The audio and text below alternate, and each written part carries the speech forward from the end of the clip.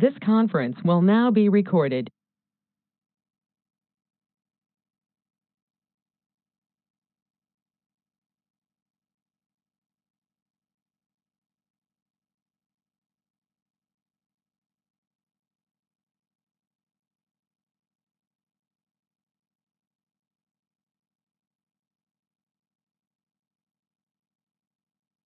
Us this evening.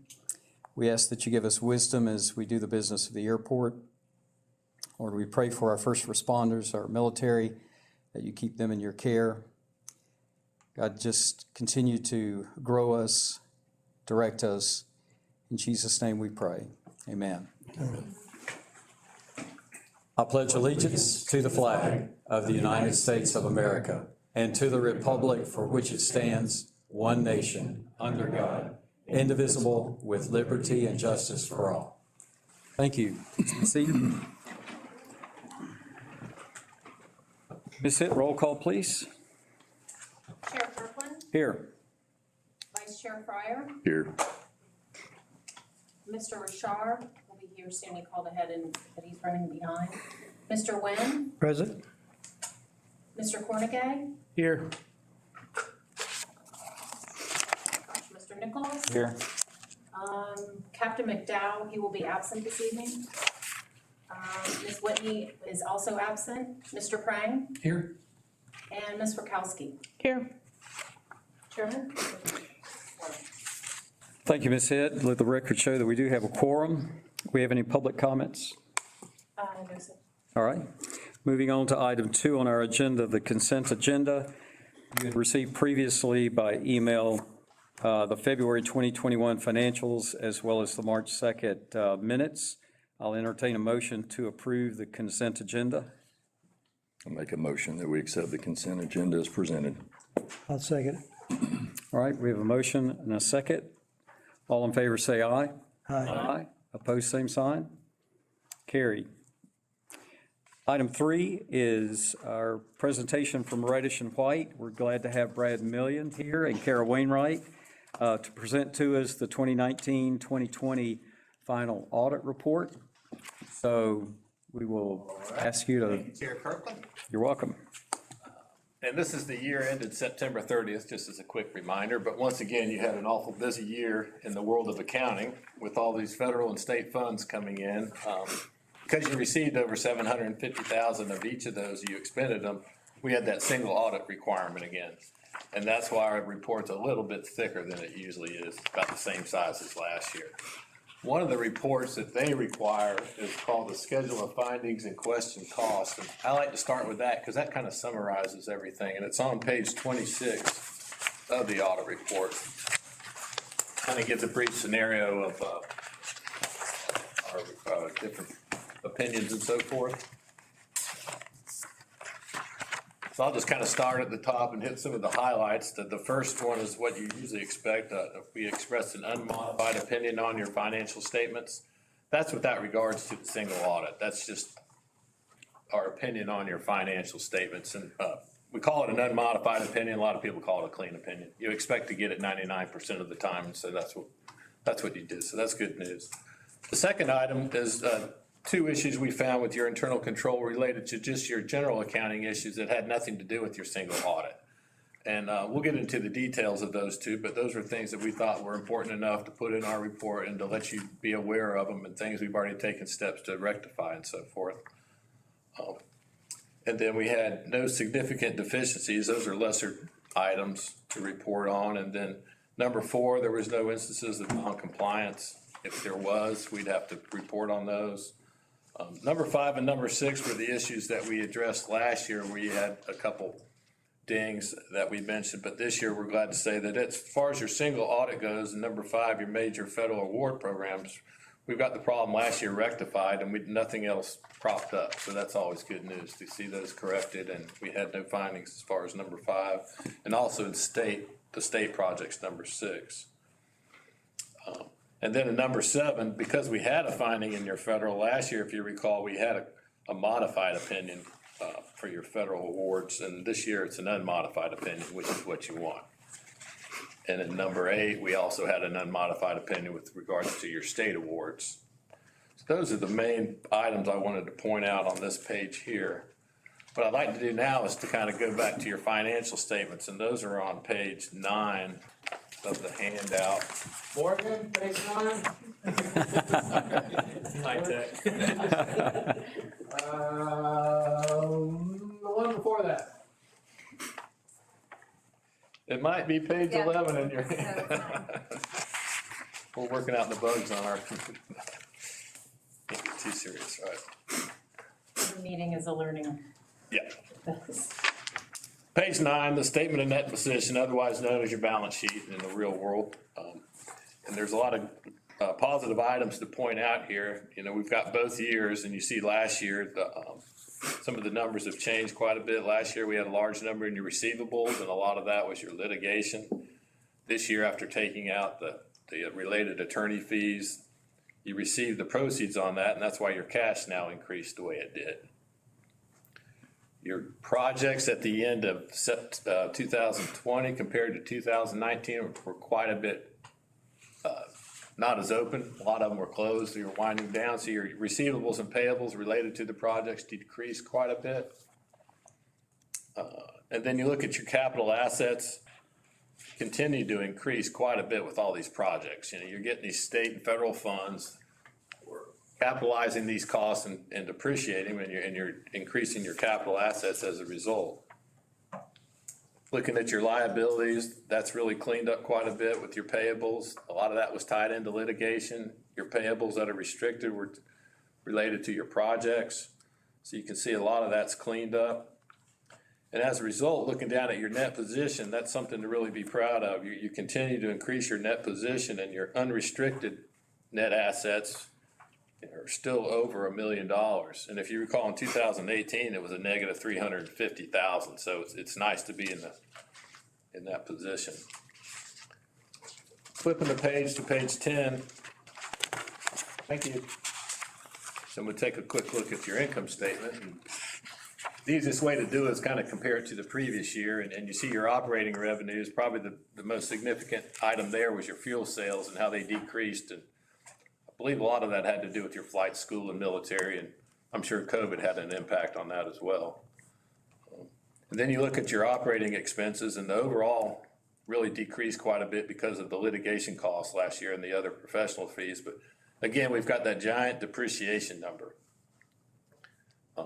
In a real world, if you're like a for-profit company, you'd like your operating revenues to cover your depreciation, but it's not really realistic in the environment you're in, because you're getting this, in essence, free money. You're getting the grants from federal and state purposes. We're capitalizing those, but when we start depreciating them out over 20, 30 years, you're just getting this huge depreciation number.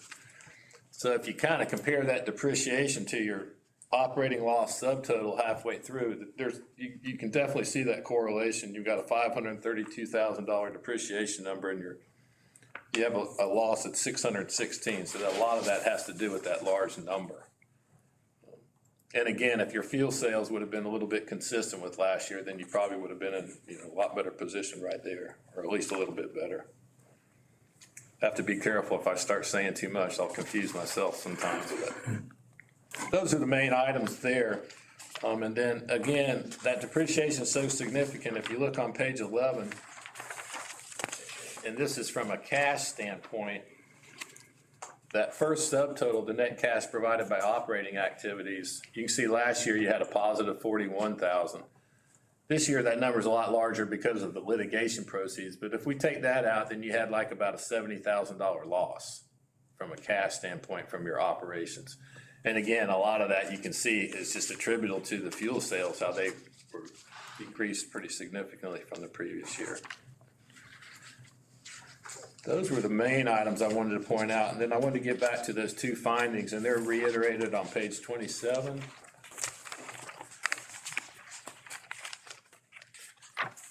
And we had a couple of tricky accounting situations. Your attorney had your litigation proceeds, and they paid a lot of bills on your behalf. And so when you receive that information from the attorney, the adjustment was made through your cash account, but it really didn't involve cash because it was already spent. So what we're suggesting, we just wanted to point out that we don't want your accountants to post transactions into your check register if it's not really a cash. You know, in hindsight, a simple journal entry would have handled that matter. So, and we're gonna meet with Rebecca after we post the journal entries to make sure everybody's on the same page and so forth.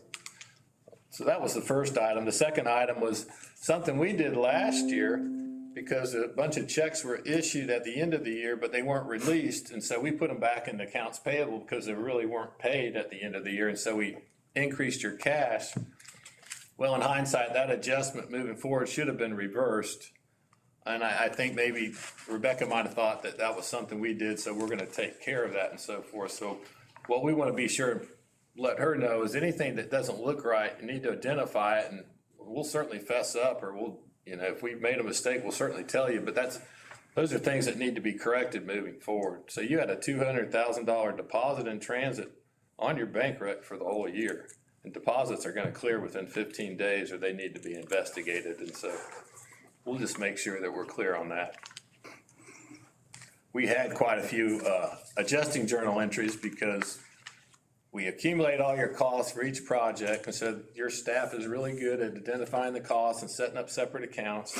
And then we look at the year-end bills and see if we need to add in any payables, and then we gotta match the revenue. And then once we capture all those costs, we have to capitalize them, so there's just a lot of adjustments involved. So we'll make sure that those get posted properly, and then if we have to reverse any afterwards, we go clean moving forward. And Brad, just for everybody's information, those journal entry corrections, you're going to coordinate all that through Rebecca and then through Lonnie, and y'all are handling all that for us. I actually spoke to Rebecca. Okay. So, I know that it's her really busy time of the year, and I suggested if she wanted to wait till after May 15th, she said, yes, let's wait until after May 15th, but she was glad that, I would meet her, and I'm gonna sit with her and assist her and help her in any way that she needs to make those journal entries, and we'll make sure that everything balances once they're, processed with our financials for the September 30 year. But yes, we're gonna do that. Good. We appreciate that. Yeah, no problem. Yeah, and there was just quite a bit going on, with those Yeah. projects. So I think Lonnie and Marie need to be commended for Yeah, following Kara's guidance or working together with Kara and getting everything that we needed and Yeah. getting things in order and so forth, so. and Lonnie, your memos within the software and the itemizing all of the expenses, I mean, it's a huge help, it's very clean, and it's easy to find things when it's not right, but, I mean, like I said, I mean, it was just nice. Thank you. So you're not allowed to leave just yet. I've been telling her that. She won't listen. Does anybody have any questions? Well, if you do have any questions, we're not too far away, so we can always come back or provide an email or what have you, so. And again, as a point of information, our audit for the airport will go in with the city's audit. Basic And- ingredients, yes. Yep.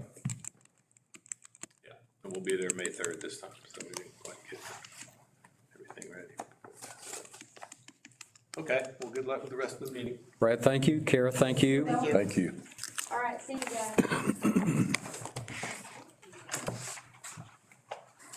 All right, moving on to the agenda item 4, MHD Rockland. We have Mr. Todd Falconer here and going to share some development proposals to us. Okay, well, Bill Prang on behalf of MHD Rockland. As you guys know, we've assisted Rockland with a planning study, which the end result of that was the project that's over on the west side of Service Road. It's part of the environmental assessment, and one of the things that's come up for Rockland more recently is a more urgent need for a warehouse site. So we've looked at a couple of sites around the airport, and these two seem to be, we call them sites 3 and 4. Sites 1 and 2 were kind of ruled out for now. And I think the purpose of today is just to kind of bring you up to speed as to what we're looking at. And ultimately, we'd like the board's concurrence that one of these sites, if selected, or a combination of these sites, that the board would agree to a land lease when the time was right. That's sort of a due diligence before we continue to invest more in investigating these sites. So just to gain access to where we are, this is the existing airport entrance road. So this is on the right-hand side as you're coming into the airport. I believe this is referred to as the Boda building. If I'm in the right place, it probably has a number. I'm sorry, I don't remember the number. You can see we're kind of opposite of the runway 5 end in terms of airport geography. These two sites, you can see it includes a truck entrance drive, a truck court, some vehicle parking, and a warehouse building. The warehouse building that's depicted there is approximately 350 feet long and 140 feet wide. The 140 feet wide is built on a template that's associated with a particular prefabricated building that erects relatively quickly. The overall goal for Rockland is to have this site operational or near operational by the end of this calendar year. So one of the things that you can see with the contours, this is the tip of Little Crystal Lake, maybe, right here. The terrain kind of drops off in this area. There's a ditch on the lower right of the screen. You can see we've got to try to wedge this site in where the terrain is right. If we have to deal with too much downslope, it introduces a need for retaining walls and more expensive construction methods. So the two sites we looked at, what we may actually end up with is something that's more central, a single site. Both of these are in the 9 to 10 acre range. Includes the drainage on site that would be required for a permit for the Water Management District. Both of these sites are fully within Bradford County. And they are both again on the south side or the right-hand side of the road entering. There's been a surveyor on site working for Rockland since last Friday. They're taking some cross sections through the site and some roadway elevations so that we can do the next level of preliminary engineering to see which site or exactly where. Again, I know there's two buildings depicted. We're only building one building, just the two sites overlap. I thought I would show them just so you could see one's a right-hand entrance, the other's a left-hand. Any questions on these before we ask for board concurrence? Are they gonna be on concrete slabs? Yeah, I think the warehouse would be on a concrete slab. And it'll remain there, right?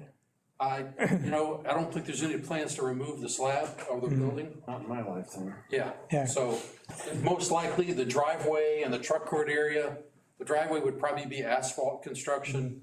The truck court could be either asphalt or concrete or partial concrete right at the building face. Concrete seems to wear better with tight truck turning movements, and the building would be on a slab. Right, because the College of Missionary Aviation at one time was talking about maybe building classrooms in that one area. So that might be something they could, salvage part of that to use for their classrooms and all. Well, Mr. Winston, good question. I think we should view these as a long-term site though. Like there's no specific sunset on how long this lease would be. Todd, you may have an idea of what length lease you I would. like 20 or 25-year lease. Yeah, okay. So I think you would consider this like a permanent warehouse site on the airport. The environmental work for this would be relatively simple because the project doesn't touch the runway and taxiway system. It's still required to get FAA approval. There's at least one thing that has to be worked out. You can see in the background here the outline of your future airport entrance road. So we'll either need to reconfigure the future airport entrance road so that the site can fit around that, or just discuss with the FAA that in the future, when that project becomes a reality, we would design the airport entrance road around the Rockland site, one side or the other. David, do you have a question? You just answered it with the environmental. I was going to question about any kind of EA requirement. So definitely an EA would not be required. We may be required to do one of the lower level of environmental documentation that the FAA requires. I told you this before and I'll remind you, the FAA is in the process of doing a complete reevaluation of how they administer environmental assessments and environmental reviews. And it looks like they're moving more towards things that don't touch the airfield, get less attention. Not that you can still impact the environment without mitigation, you still have to do that. They're just gonna exercise less scrutiny over it, let you deal with the local permitting agencies. So Is it currently anticipated that this site will meet Rockland's needs for the foreseeable future? Or has there been any discussion as to whether or not an additional warehouse facility may be partnered with this one in the near future? So the footprint that is depicted up there shows approximately 50,000 square foot pad, and we did leave room to put another 25 or 30,000 square feet onto it if we need. This is the Okay, expansion. so there's a proposed expansion on both ends. A warehouse is still in the environmental project, though, that's being evaluated on the other side of the airport. Right. We're not changing the description of the project that is in the environmental assessment, because that ball is already rolling downhill. Sure. Slowly, but it's rolling. I was just curious if obviously there can be a future need, and so you've already identified that with your potential expansion. Yep, we tried. Is our fire suppression system adequate for these warehouses? So that's not Warehouse. something we've evaluated yet. Okay. We do know that you have the dry line that comes in here. There's hydrants every 500 feet or so. Whether your tank capacity would have to be increased or not, we haven't really evaluated that yet. That would be one of the things we'll do during the preliminary design. Again, the purpose of today was just to kind of show you progress, show you what Rockland's thinking. And if anyone has any hard objection to a land lease at this site, we would want to know that now before we expend more energy evaluating the site. So those are gonna be, conventional construction. They're sprung structures. You know, a couple of months ago or whatever, you presented those that had like Yep. is that what they'll be? Yes, sir. Essentially it's prefabricated. It's set in truss sections that are, I think, 4 feet apart, but it's a 12-inch insulated building, because they will be climate controlled. So, Isn't that stuff like a vinyl or something, or yeah, it's like It's a sandwiched construction with textile on the outside. yeah. what's the longevity of that? How long does that material last? Building outside? warranty's 25 years. Okay. But I'm just wondering if it can be maintained, the life of it. So it won't start wearing down and then start tearing like a tent? No, it's more like I think it's not carbon fiber, but it's got a Kevlar or something and reinforced. Really strong and It's an durable. armored textile that's sandwiched together with structural framing and insulation. Appropriately hurricane rated for actually South Florida, so. Kind of like Denver Airport. It's what the entire building that the Amazon Space Company built their entire headquarters for in Titusville. The whole, I think it's a 500,000 square foot campus is built Wow. with that structure. And what will be the determining factor, A versus B? Is it how the environmental study comes out? That's a Bill question. So Scott, actually, if I could just use your A, B, it might actually be a C variation. Right. Which is a single site somewhere in the middle. It will be a single site in the 9 to 10 acre range. And these contours that are in the background are very old. They're from some old aerial topography that wasn't very accurate to begin with. Some of you know that the state and various state agencies produce LiDAR data every couple of years. Because the county line is right here, there's a huge gap in the LiDAR data where the two county pieces of information didn't stitch together very well. So we tried to use LiDAR data to evaluate the terrain. I've walked all of this site twice. Some of it's relatively flat, some of it drops off at like 4 to 1 or steeper. So we're gonna kind of look, shifting north and south, east and west, we're gonna look for the best parcel where we could put this template down with the least amount of earthwork and the least amount of cost. So it'll be in that vicinity. Obviously, we're not gonna impact the lake or get anywhere near where we have to do mitigation or anything like that. Well, that's the other thing I was gonna ask you. How far is the footprint from the lake's edge? Do you know approximately?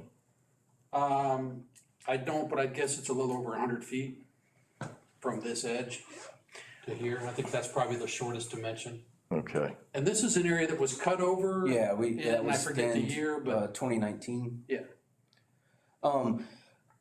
It's hard to determine when the future design of that road would go into place. There could be a concern about changing the alignment to the south of that road, though. If you look at the corridor, if that road were to have to be shifted south, which it has to be because the future access road, if Site 4 were to be selected and all that area were to be encumbered, we could be very close to the edge of Camp Crystal. I think if Okay, Site Crystal 4 was Lake. selected, the airport road would diverge after site 4. Okay, That would be my suggestion. okay. Because there's not, you're right, there's There's not gonna enough be space, room there's to not a jam freeboard there. There's not enough room to jam a road through there. Okay, Again, we may end up with a site that's a little shifted here. This tends to be a little flatter over here, but for co-location of their staff and ease of operations, we are trying to stay sort of opposite the building that they already have a lease on. yeah, and I'm sure you've thought about it a little bit, I just don't wanna get us in a jam in the future for that access road as far as not having more limitations for the roadway corridor. So when we come back with the final lease, can we provide more information on how the future airport entrance road alignment? I think you're gonna have to do that for the FAA anyways, or an update to the master plan, so just so that we have a level of certainty that the road corridor will still fit, and this won't significantly impact that future proposed road. That would be something that I would consider at least. Do you object to the sites in general as long as that, No, not at all. that condition is evaluated? Just gonna jot that. Anybody else have any contingency thoughts on concurrence for a land lease in this area? Not necessarily the lease, but this option, because of the way the fence line runs, there's concrete parking that the truck who arrives at 6:30 in the morning, the gate won't open till 7, could stay there without causing congestion. And also that curve there, just from traffic safety wise, I think this site might be better from a truck driver standpoint. Site than distance. that. Because you've got to have somebody wait across the road and then pull in. My only, and I am prejudiced, I'll admit, but I mean, the proximity to the lake concerns me, but I certainly know that we need to move forward with the progress and that MHD Rockland does need this desperately, but what is the one you've got, site 3 and site 4? This is 4 on the left. Yeah, I mean, my preference would be that site 3, but again, you've got to look at the geography to find out where you're gonna fit. And if there was further expansion, we get closer and closer, and then we encapsulate that entrance into the lake if we ever had any future plans for that, for a park or whatever. So is the consensus of the board, we're agreeable to moving forward with this site as being a viable site for further investigation and the surveying that you're going to have?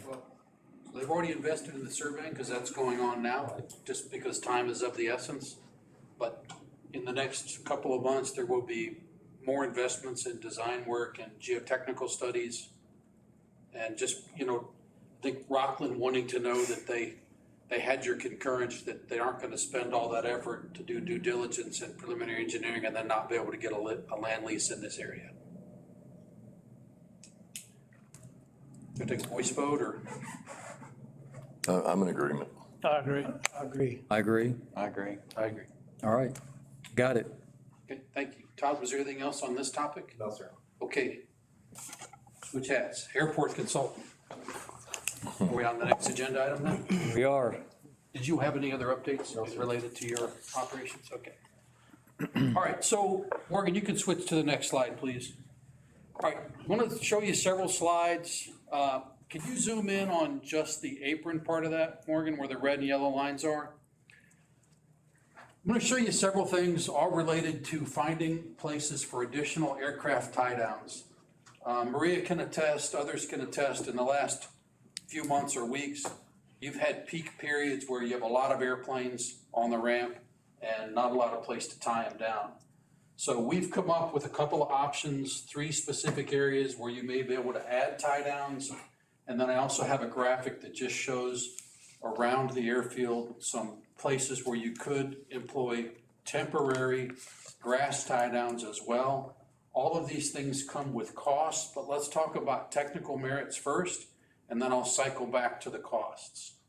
So you might remember before the FBO was in this location, this ramp was marked where this black dashed line is. It was marked for Group 1 aircraft. Group 1 aircraft are generally aircraft with wingspans less than 49 feet, small aircraft. When we moved the FBO here, we made the conscious choice to, if you will, mature a little bit in the way you operate, and we remarked the apron for Group 2 aircraft. Group 2 aircraft are 49 feet to 79 feet wingspans. It's not common that you get a 79-foot wingspan Group 2 aircraft, but understand that the FAA criteria is built on stages from 1 through 6, and each airplane fits into the category. There's other things in aircraft grouping, like landing speed and things like that, but let's just suffice, we're talking about wingtip clearance here. So you see the red lines that are marked TOFA, taxiway, obstacle-free area. For a Group 1 aircraft, the obstacle-free area is 79 feet. So you need 39.5 feet clear on both sides of the center line to have assurance that any aircraft of the Group 1 category can operate without wing walkers and without guidance. They can operate on their own and still have plenty of wingtip clearance from any obstacle outside their taxiing line, assuming they stay on the center line. Go forward one slide, please, Morgan. Before I show you the nuances, let's zoom in. This is the Group 2. So in the Group 2 marking, we erased this shadow line that's here in the background, and we moved your marking further away from the building so that you had 55 feet from the marking to the building columns. The Group 2 taxiway obstacle-free area is 110 feet. So 55 feet on each side. And because this taxiing lane loops in and loops back out, you have to provide it over here and on the other side. So you can see that you end up with a nest area in the center, a place to tie down aircraft. Okay, back one, please, Morgan. If you were to opt to go back to Group 1 criteria on this apron, you would move the center line marking back to this old position. You have these 4 tie downs now that have T striping and tie down anchors in place. You could add an additional 4 tie downs inside this box, and you still have 47 feet for aircraft to cycle in between the 2 groupings to get in and out of the nested tie down arrangement. That's one option. I've also shown here, possibly, I don't think this is gonna work, but we showed it for graphic purposes. Depending on where the Rockland P3 aircraft are parked, you may have an opportunity for 1 or possibly 2 tie down spots on the back of the apron.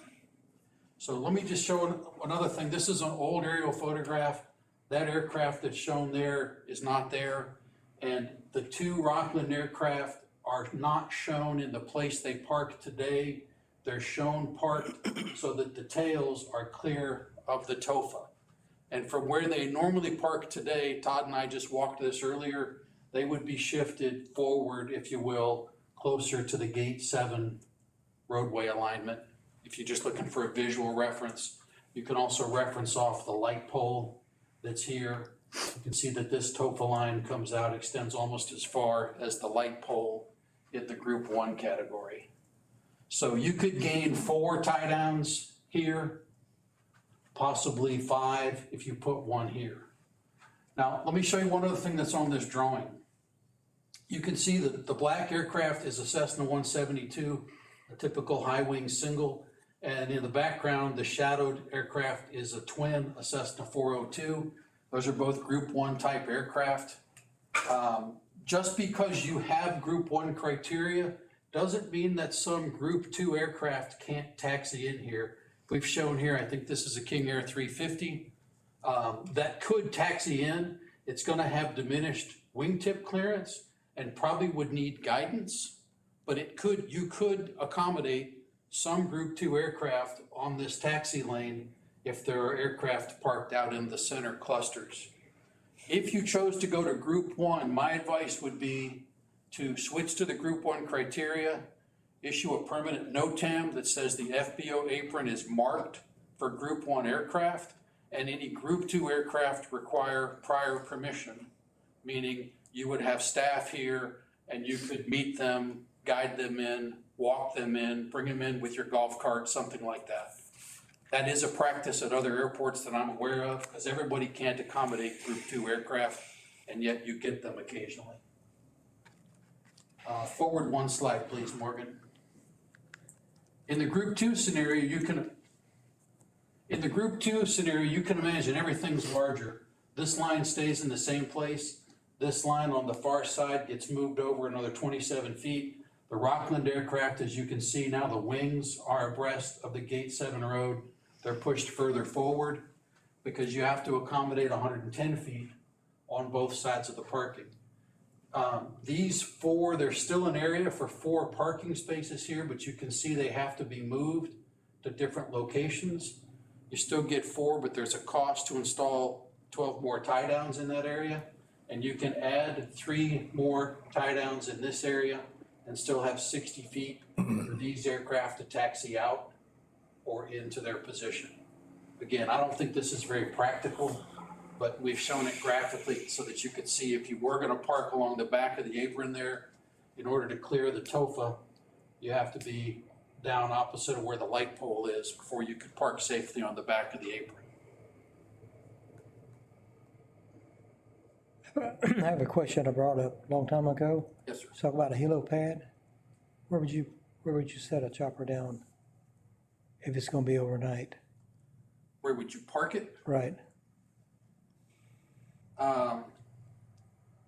Well, Is it on skids or is it on wheels? Is it gonna taxi? Can it taxi, What's on the- wheels, or is it gonna hover taxi? Cause that, You don't know. the rotor wash is something to be concerned with. When they're taxiing with flat blades, well, if they have wheels, It's not a not big that deal. big, not that big of a deal, but a hover taxi could be a big deal for tied down airplanes. we've not made accommodations for a helipad in this area. Because we get the forestry comes in there at times and sheriff's department. I mean, it's not like, our regular aircraft, Yeah. but if you come in, it's like, where do we land? You don't have a designated helipad on the airport. No, I think that's gonna just. I think it's a case-by-case basis. Exactly, and Oh, okay. it's so few and far between, I would think, Maria and the staff can figure it out as they go. Just put it on the grass somewhere. I mean, Are we entertaining this because there's been determined a need for additional tie downs? Is that why we're here today, talking about this? Okay. So, well, maybe there are other people that can comment on this too. What is the need as far as, so if we were to add 4 additional tie downs for Group 1 aircraft, would that satisfy the demand for a period of time? Well, I think where this is coming from too, there's a couple different things. One is that we've got a couple of tie-down areas back by our hangars, which I think Morgan, could you go forward too, please? Bill's gonna talk about that. But this is where folks wish to park more than. So what we'd like to look at is, do we have options to do long-term parking, Right. long-term tie-down parking, versus what we'd like to have out in front of the FBO, which would be daily or overnight or a couple of days parking. Also as well, so that MHD Rockland can continue their operations and it not impact the planes that are sitting on the ramp. Okay, and both option 1 and option 2 are amenable to MHD Rockland? It's not going to cause any controversy for your daily operations? No, both of them are acceptable to us.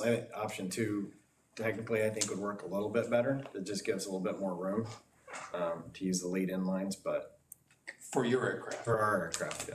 well, see, the concern with that is you guys starting your engines up and your prop wash with those aircraft that are parked there, Well, Yeah. I mean, that's something to think about for everybody else. I mean, you're gonna be blowing a lot of, especially when you start taxiing, a lot of dust and stuff in the air, and it damages windshields and paint and all that stuff, so. That's one of the reasons why we were looking at some of the long-term, because Mr. Audi was parking some of his aircraft up here for long-term, to where it'd be nice if he's gonna be long-term, let's put some of our long-term people down there. It's a little bit easier to manage short-term people here, if we know Rockland's gonna be flying that day.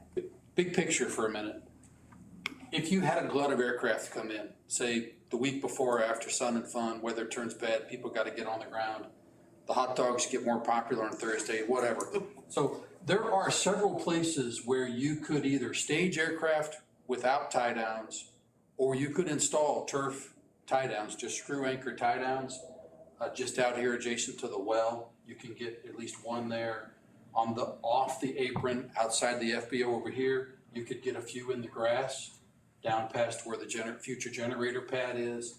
There's an area of grass in front of the camping area that could be a temporary grass tie down area off the end of hangar A, adjacent to the beacon, adjacent to the fire water pump building. I'm gonna show you another graphic in a minute, adjacent to the hangar E. Apron area is a place for tie down anchors, so. If it's temporary, what about the grassy area between the runway and the taxiway? As long as you're far enough away from the taxiway and the runway, of course, but that's a big area. That's a big especially area. for a small airplane. And you have a wider than normal separation between your runway and taxiway. My thought was looking for a place where you could put tie-down anchors and not have them habitually be a problem for mowing. We'll just get them deep enough, Yeah. right? I mean, that should not be a problem. I think one of the concerns with that is, and you can see the line just above the taxiway, that dark area. There's a swale right here. Correct. And so that's an issue that we would have to address. And you have the TOFA that would have to be factored in there as well. So. You know, you would have to park outside this swale to be outside the taxiway A. Right. How about the new hangar? Taxi to cross it before, I mean, it's not that big of a deal. Can they, being it's been leased out, can we use those? I think there's 4 tie downs. No, they're leased out. They're leased out. That's part of the lease. That's part of the lease. Okay. Back one, please, Morgan. So this is adjacent to the hangar E area. This area is the area that's under reconstruction right now.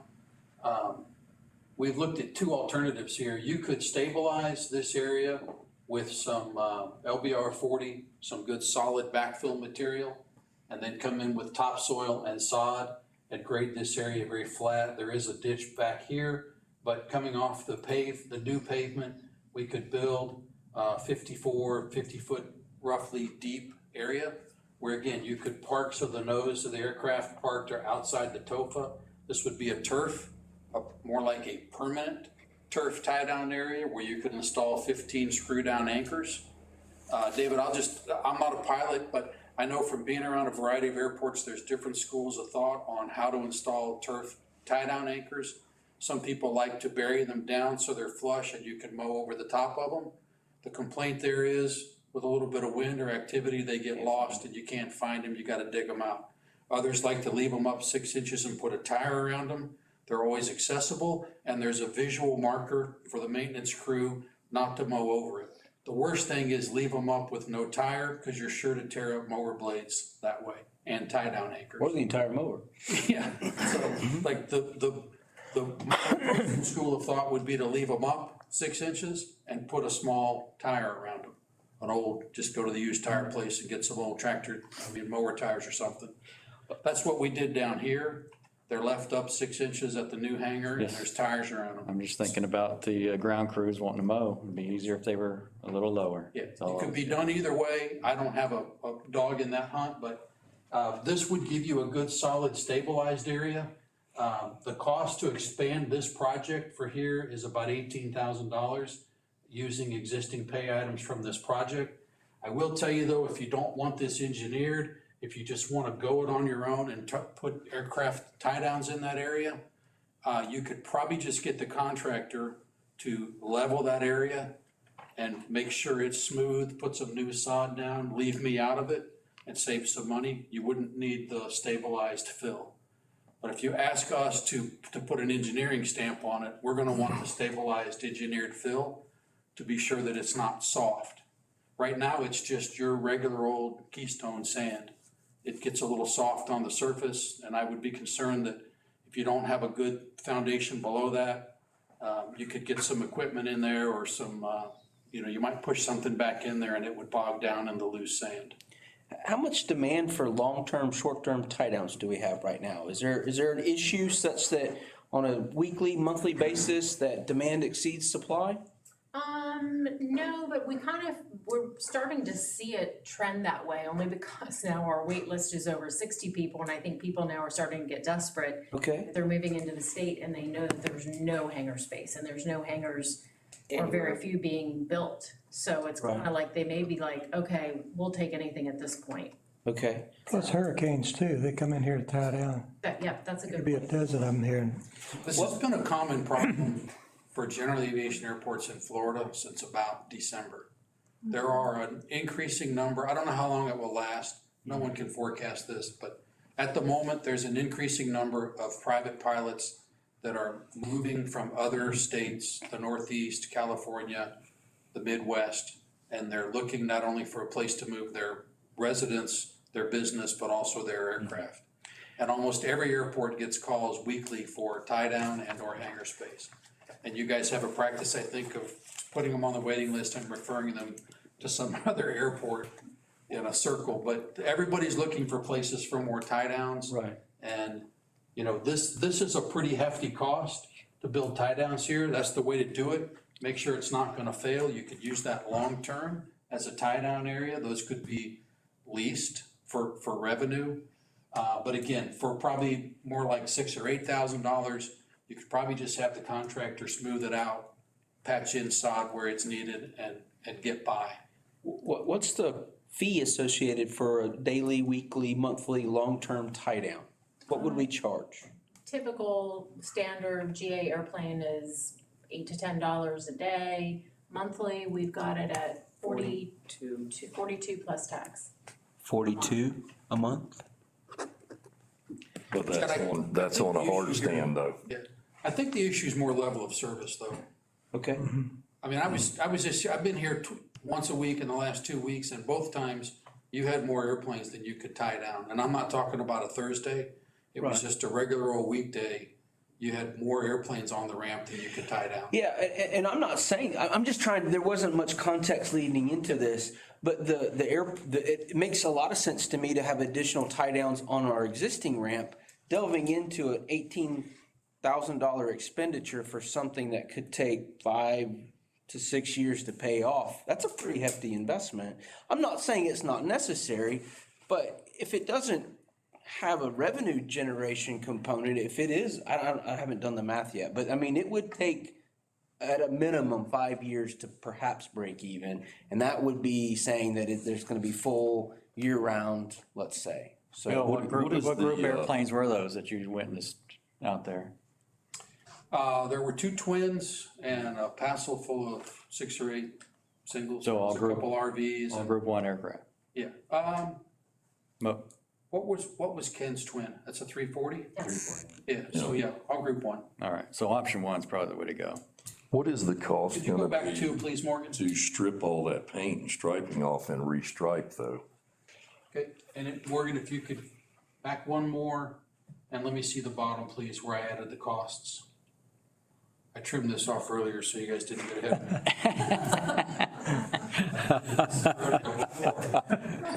So the tie-down anchor. Is it a rodeo or circuit? It's a rodeo. You have some chance of getting out alive. So the tie-down cost, some of the tie-downs are in asphalt, some of them are in concrete. There's a different cost mainly associated with the time it takes to core a 6-inch hole in the apron. But basically, the contractor would core a 6-inch hole and hollow out the lime rock and sand that's down there to about 30 inches. They suspend a galvanized hook rod with an eye on top so that it's flush with the pavement. Then they backfill that with concrete, smooth finish the inside. In the asphalt, those are $370 each, and in the concrete, they're about $600 each. To remove this striping and replace it here is about $2,500. So the total to reconfigure for group 1 is about $11,420. Now, if you're not interested in these 2 spots at all, that's 6 at 600. You could subtract 3,600 from that, and you're down closer to $8,000 to reconfigure the apron for 4 additional tie downs at group 1 taxi lane markings. If you chose this, we would give Rockland a spot here for their nose wheel and actually put a paint on the ground so they know where to stop, give them like a nose wheel bar. And Todd says there's plenty of tie downs out there. They can reconfigure to other existing tie downs in the apron area. So if that's full, how are they gonna taxi back into their spot? So I'll pull it down, Morgan. They're category 3 aircraft, right? Yes.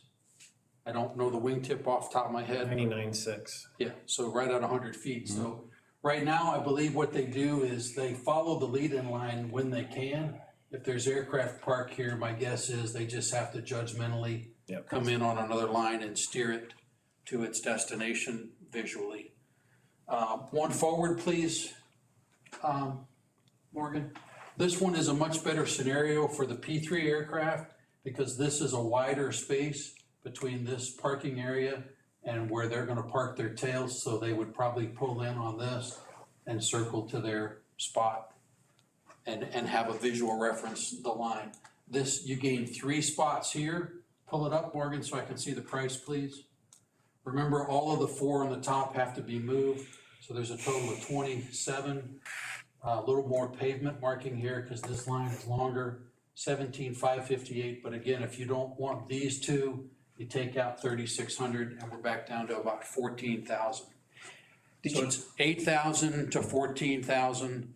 It could be added to the existing contract with Earthworks, and they would be prepared to do the work in the next month or so if you authorize that. You got some in concrete and some in asphalt. Yes, sir. So, like, here's that's what my count is here. Like those 3 are in asphalt, that one's in asphalt, these 2 are in concrete. Pull it down, Morgan. Again, in this scenario, all 4 of these have to be recut. So there's a total of 12 and 6. There's a total of 18 new tie-down anchors that have to be installed. And that price includes the paint, right? The paint on this option was about $3,500. That's the T's. Yes, it would include new tees, all 7 tees, and this restriping and removal of that line. Those 4 aircraft that are out there now, are they semi-permanent? No. One of them is, should be taken down tomorrow. That's just a plane that he's working on. I think the one that was out there, they may have already left. They were just in for the day. Okay. I would say we go with that category 1 marking to increase the amount, but I would say that we discourage any long-term storage of aircraft up there and leave that strictly for transient. You know, no more than, I don't know, 2 or 3 weeks at a time, but that, to spend that much money on that sod down there right now just seems, we've got a lot more things. When the project's done, you could probably convert that area opposite of Hangar E for grass tie downs with your own crew. Just like it is. They got sand and clay, that's gonna be like concrete. Plus there's sod over top of that. No, what's outside, where you would be parking, you'd have to be outside the TOFA line. So you'd be back on what is native sand, just regular same sand that's all around this place. We have spaces on this side of A where planes park occasionally. I think we figured there was room for 2, possibly 3.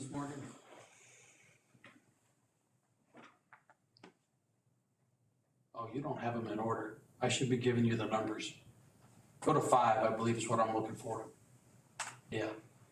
So there's a spot right here where there's a concrete tab built opposite Hangar A. You could put 3 aircraft there. And there are tie downs there. There's typically 1 there now. How about there next to C in the taxi lane? Is there not enough So room we've there? tied airplanes temporarily there. Yeah, so there have been aircraft tied in here, but again, the bottom of this ditch gets wet. This is a low spot because it's crossing water into this pond. And the slope is pretty steep there. It's probably more than a 1.5% slope, which is the standard maximum slope for pushing an aircraft to a parking position. But I have seen aircraft parked in the grass there before. It's paved now, isn't it? Well, there's a strip It's got a strip. connecting. Tie down? There's a crossover here that's Right, there's right. construction access. Could you tie down on it? That didn't interfere with my driveway. You got the TOFA I issue. think that's gonna be too close to the taxiway. Yeah, you got your taxiway obstacle-free area. When is our grant money up for the westward expansion of that ramp? This area, Yes, sir. outside of 5 years. Okay, still a long ways off. Yeah. In that area though, there are some trees that are obstructing. Is it possible that we could do some grading and leveling and utilize the area outside of the TOFA and keep things close to the FBO, closer? Yeah, you probably couldn't put more than 2 airplanes there, though. Okay. You have a curb. Right. Starts right there that channelizes water to this inlet. Right. So you're really only dealing with this opening, and you've got the building that's there at the well, that's an obstruction. Right. So, But on the northwest corner of that area, as long as we were outside of the clear zone, wouldn't we be okay? the slope starts right here and goes down to the pond. All right. The pond is actually bigger than is depicted in this old aerial. Okay. When was this aerial taken, this particular one, do you know? This aerial is probably 3 years old. So this is before taxiway, a rehab. Yeah. I was gonna say, down there behind the corporate, we lost all that space behind there when we did the run-up area, didn't we? Isn't there a drop-off now? Here, Right. yeah, you can see. On there, there's We a, tried to patch in what the pavement actually is on the aerial. Right. Doesn't show it on the aerial, but we patched it in here visually. A low area in there? It's a retention pond. There's a pond back there. Yeah. Okay. Well, we can park the amphibs there. That's a seaplane area. Yeah. Anything on floats goes there. Well, I mean, I think that, I mean, obviously there's a need. It's just, the cost is a little bit hard to swallow. But I appreciate what Bill said as far as, we have clients, we have tenants that we're trying to satisfy. But it's a pretty fair expense to consider. I guess it's hard to think about that amount of cost for a tie down, but I understand and appreciate that the tie down is, the important thing that keeps the airplane on the ground. Bill, you probably didn't do any return on investment calculations, did you? I didn't, Scott, and I'll tell you why I didn't. We Cheaper in put these water. tie downs in all over the state. They usually cost between $450 and $500 each, when they're part of a larger project. And if you were to try to amortize each one of those, they never pay for themselves. Right. It's really about a level of service. And do you want to tell your regular customers and or transients, hey, I got a spot for you. Go down yonder, turn right, turn left, and hit that grass patch, or do you want them to park right out here in front of the building? I got you. So there is a return on it, and there is a calculation that could be done, but they take a long time to pay for themselves. Right. The return on investment is level of service and providing an amenity that doesn't necessarily pay for itself. Gotcha. I don't know that, Scott, you were on the board at the time, but we did do a survey of rates of other airports locally our size. And what we charge is right in line with everybody else. There's not a lot of money charged for that. Typically too, if they're buying fuel. Added value. Yeah. I mean, folks, it's just like providing any service. If your parking is far from where you want to be, you're going to be less inclined to do that. And so if you're a convenient location, you're going to want to come there. So the amenity, the convenience of it, I see. Something else too, where we got the equipment, got the millings, got the lime rock, is clear areas for future expansion, where we can tie down aircraft on. And just use the material we got piled up here and the equipment sitting down there ready to go. Yeah, you have to seal off all the millings. You'd have rocks slinging everywhere. We don't want to go that route. Yeah. Mr. Chairman, is there a recommendation from staff on one version or another based on the needs that they see on a daily basis? I'll let Ms. Hitt respond to that. I know that we had met, Bill and I and Maria had sat down with, together to look at these options. Given what the demand seems to be, and it's growing. I think when we sat and talked, and I think Bill gave us a viable option, which is, we can look at doing a group one and just keep that as a short term. That could be 2 or 3 years, and then if our Back to number one, please, Morgan. change at that point, Rockland ends up getting their hangar built, and 1 or 2 of their aircraft get placed in a different spot, it gives us a little bit more workable space that we can then move back into a group two. So, you know, I think that's something to consider. You know, what are our needs right now? And really, short term, 2 or 3 years, that's not long at all.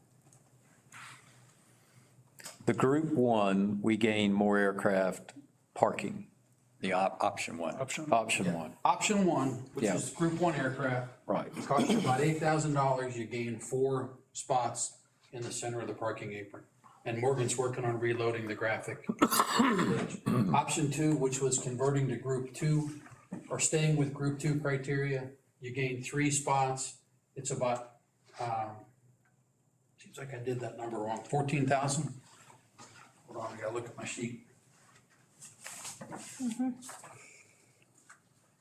No, that was right. And then the hangar E grass touting area, you can gain 5 there. To have it fully stabilized was about 18,000. I'm estimating if you wanna kind of do it on your own, you can level that area for about 5 or 6,000. Put in tie-down anchors by yourself, just helical screw-in anchors. And I've put 2 other numbers up on here because I want you to know the next item, I'm gonna give you an update on the construction project. And you had asked for pricing to remove the damaged slabs in 2 more of the hangars, and I have that. And I don't want you guys to think you're making a financial decision in a vacuum without knowing there's 2 more pieces of work unrelated to tie downs that I'm gonna ask you to consider in just a minute. Oh, here's the graphic. So again, these 4 existing stay just as is. You add these 4 tie downs, you change the marking this way to create enough wingspan clearance here. You gain more spots here. This is probably a little more of a pinch operationally on Rockland's large aircraft. But it costs less money because you don't have to recut anchors for these 4 aircraft on the top of the graphic. To me, that seems like not a wise use of money to relocate those tie downs. Can I ask a question? Having moved airplanes in many smaller airports all over the world, would there be an advantage to having the tie downs in front of the FBO and having one center taxiway here that you pull in, pull out? That would help Dave with blowing stuff onto all these airplanes immediately behind them. Because Todd, do you guys back taxi or do you tug it out of the hangar, position it here and drive on out? You know, start it up. This aircraft can be tugged, but it was not designed to be tugged, so it's very hard on them. Right. And, you know, frankly, the tighter the turn we have to take, the more we go through a nose tire, and the nose tire right now is running us about $1,800. We have 2 of them, we change them about once a month. So. But do you push them back out of the hangar? We do not. You back? If they're under, if it's a flight day and a flying aircraft, it leaves under its own power. We tug it into place and then it sits. But we try not to tug the aircraft unless we're pushing out of the hangar, period. Okay. And that's a great observation. We did try to flip the whole pattern. You get the same number of aircraft. That was one of the earlier options we showed Dave and Maria, was turning the aircraft orientation and orienting them differently. And because the area is confined, you net 8 parking places in the other direction. We even looked at taxiing our aircraft in front of our hangar and pointing them the other way. It's 6 in one, half dozen the other. It doesn't matter. So in that other review, I think was mentioned about changing the alignment of the taxiway. Does that reflect anything differently if you were to have a center taxiway? You mean this area? Correct. This is really not a taxiway because it's not wide enough. It just gives these aircraft that are on the inside a pathway out. And you normally would stack these first in and then they go out that way. They don't push back if somebody parks in behind them. Bill, is there a requirement that U-shape even occur? Because I know when I worked at Gainesville Airport, we had tie downs that you could only come in one way and you just had to pull in front of it and shut down and push back. Yeah. If we got rid of that west lane or Rockland needs the east lane, I'm gonna call it east, but the one on the right. Couldn't we put another 1 or 2 airplanes down there on that end by the curb? So, Scott, and again, I have to preface this, I'm not a pilot. My understanding of that is the way we typically provide a GA airport that has an unmanned FBO for part of the time, is we provide the ability for an aircraft to come at any time of the day or night and taxi in and out on a loop. They don't need any guidance. They don't need, at Gainesville, the FBO is manned. They walk out and they tell you where to park. You don't have that here. You do have personnel, but from time to time, they're all busy doing 4 other things. They don't necessarily have time to guide a transient in. Whereas if there's a U-shaped lead-in line, he knows exactly where to go. And he can see where the tie down is if he wants to position and tie down for a longer period. So that would, to me, changing that would be an operational change. And yes, if we did that, you might be able to stack more airplanes on the ramp, but it would have to be managed, in my opinion, or people wouldn't know where to go. It wouldn't be intuitive as a self-serve And could increase the 24-hour chances of operation. collision or whatever. So. I will say this too, listen, I'm well aware that this 79 feet is onerous. And there's probably a lot of airports where there are aircraft that move around and they don't always observe 79 feet. Todd just told me earlier, he's seen people taxi between his 2 parked aircraft, which is not, that's not a good plan. I'm not to say that doesn't happen, it probably can happen. Pilots do that, in my view, at their own risk, but as an engineer, I have to give you a plan that meets the FAA criteria and protects you from wingtip damage so that you're not blamed for having a layout that doesn't meet published criteria. And Bill, you also stated last week when we were talking about Group 1, if we classified ourselves as Group 1, it doesn't mean that we can't get Group 2 or allow Group 2 aircraft in here. It would just be something that we would set on a NOTAM that says, please call ahead, and then we do have staff that guide them in. We did that last week when the governor flew in. You can, so this is another. Typically, I'm sorry, Bill, typically when we do have a Group 2 aircraft in, we know ahead of time. It's, it's not like they're just coming in randomly throughout the day for fuel. Well, you could even shut them down on the taxiway and tug them in. Which is why we showed a Group 2 airplane using this under permission or guidance. When other airports have done something like this, they typically will issue a long-term NOTAM that states, again, simply, FBO apron is marked for Group 1 aircraft, Group 2 aircraft require prior permission, PPR. You could publish that notice during the transition. You can put that notice on your AWAS. You can put it on your website. You can put it in all the places where regular transients will see it to know that if they're flying a Group 2, I just need to call ahead and let them know they're coming. You have times when there's only 2 airplanes out here. They can taxi through there and do donuts and never have a wingtip problem. So if they call and you say, hey, there's only 1 airplane on the ramp, come on in, you're free to come in. You've taken care of the operational need for wingtips clear.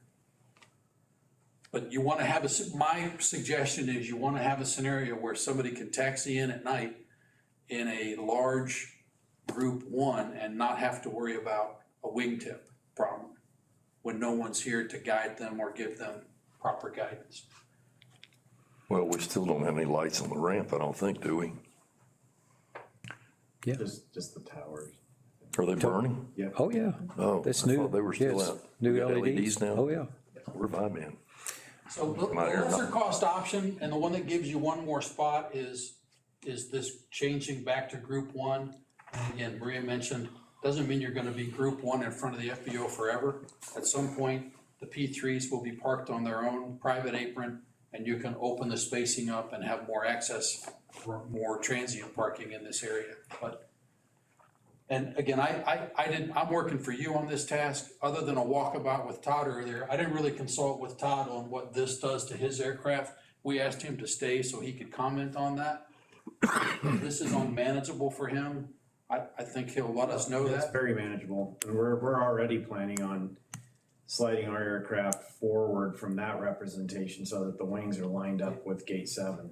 Right. So you're gonna pull yours up here a little bit more. Yeah, about 25, 30 feet. Yeah, 25, 30 feet. So right now, I think if you went out there and stepped this off, the boom on their tail is actually just slightly over this TOFA line. Hasn't been a problem. It's way outside the limits, but if we were gonna have a plan, we should probably give the P3s a nose wheel and shift them forward just a little. I have been out here on occasions on multiple occasions where we had the 4 aircraft in the tie downs And we had other aircraft that had flown in, and they just randomly find a place to stop. And it creates a problem, especially with maybe one trying to get out, because this guy parked in an area where he can't taxi around him. We have had that. So I think it's something that we need to address and look at and make accommodations for. Obviously, like someone said earlier, if you're coming into the FBO, where you want to be? Well, closer. I mean, if you've walked from here to those far airplanes and tie downs, it's a walk. But again, I think it gets back to level of service that we're providing and looking at for the future. We have those needs now. And so we need the board to make a decision on which option we want to go with. And you say Earthworks can add that onto their order? Yes, I got a price this week from Earthworks to cut in these tie-down aprons. The 370 and the 596 each is from Earthworks. So that's it's either the 8,000 or the 14,000. You pick one or the other. You don't do both. So the one depicted now is the 4 tie-downs. ADG-1? Yes, What is that, aircraft, additional? aircraft design group 1. Oh, aircraft design group. I think that's more practical, getting more bang for the buck on it. Okay, I'll make a motion that we accept ADG-1 in the amount of 11,000. Oops. Well, I'm confused because on this graphic, it's represented as 11,000. I did that really fast earlier. I counted these two earlier, Okay, but when I did a walkabout with Todd, I don't think these are viable because of that wingtip proximity. okay, understood. And he's gonna try to tuck his airplanes closer. So by reducing that, we get down to $8,000? Subtract 3,600 from this, it'll be Understood. just under $8,000. Understood, thank you. Okay, I'll make a motion that we agree to the change order for ADG-1 in the amount, or not to exceed $8,000. I'll second. Who seconded that? Chad. Okay, So all right. Any other questions or discussion? All in favor say aye. Aye. Opposed, same sign. Carried. I will process that as part of change order number 2, Okay. just for record-keeping purposes. All right, does anybody want to take action or have any more discussion on the 5 grass tie-downs available adjacent to hangar E? Forward 2, please, Morgan. Number 3, yeah, that. Do you want to take any action on this? Or should we just have the contractor build to the pavement and leave this flat? You can use it if you want. I think leave it flat. Improve it on your own later if you want. I'd leave it flat and just do pushbacks. Yeah. Everybody agree, let's leave it? Yeah. Leave it as is. Just All right. push back on. All right, Morgan, I think number 6 is where I want to go next, please. All right, so the next 2 items kind of go together. Let me give you a little update on the construction. They have excavated, they've removed all the asphalt on hangar E apron. They've excavated out the old lime rock, and they stockpiled for your future use the asphalt millings, and they stockpiled the lime rock. Neither one of those is perfectly pristine. There is some commingling of lime rock in the asphalt and asphalt in the lime rock. And that was because the easy base that was below that had swelled and, as you know, pushed. Some of the pushing you could see on the surface. Some of the pushing was what we didn't expect. Some of the pushing had actually displaced the lime rock laterally, and the easy base had mushroomed up and it was right beneath the asphalt. Or maybe they built it that way. It's hard to imagine that, but it was very, very inconsistent. So you have back towards the south, behind the beacon tower, you have a pile of asphalt millings. You have a pile of lime rock. Would it be suitable base? It would be suitable for you to stabilize anything you need to stabilize around here. But not road base? I wouldn't use it as base unless it was like for some maintenance equipment. It's contaminated and it's also been manipulated twice, so it's broken down into small particles. You also, if you drive down that way, you'll also see a pile of just asphalt chunks. There was some of the asphalt that the milling machine couldn't chew up because it was so uneven. Contractor's gonna haul that off at the end of the job. You have no use for that. Just when you see that, understand that's gonna be hauled away.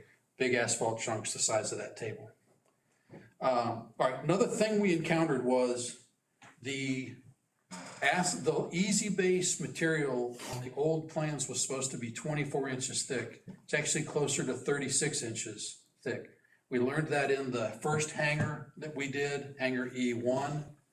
When they removed and replaced that slab, it was thicker. It's the same out in the apron area, was thicker than expected. So again, we chased it down until it turned color to more white or light tan sand. And Easy Base Mountain is right over here outside gate 10. If you've gone that way, you've seen it. All that is waiting to be hauled back to JEA. They're just waiting on that trucker to line up several trucks, and they'll just start hauling back until they get rid of all that. So the Easy Base is all out of the hole and temporarily stockpiled. It was thicker than expected, which means it's gonna cost a little more. So we had priced to remove 24 inches. They removed 36 inches. There's two impacts. There's more Easy Base removal, and now there's more backfill to account for that extra 10 to 12 inches. So the price of the work is gonna go up. We have unit prices in the contract. Those will just be automatic adjustments, and I'll give you those numbers when we get to the end. The gift that just keeps on giving. Yeah, I know where I'd like to give all that stuff back.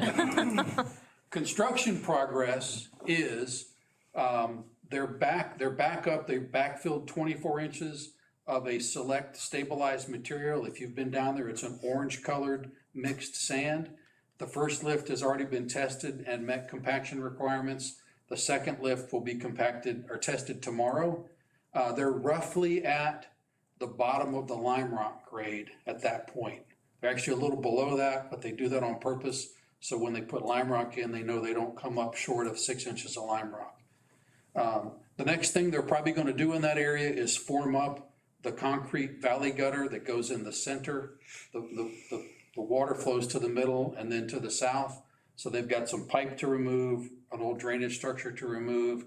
They're gonna form the concrete and probably pour the valley gutter, and then they'll place the lime rock around it. That'll start later this week and into next week.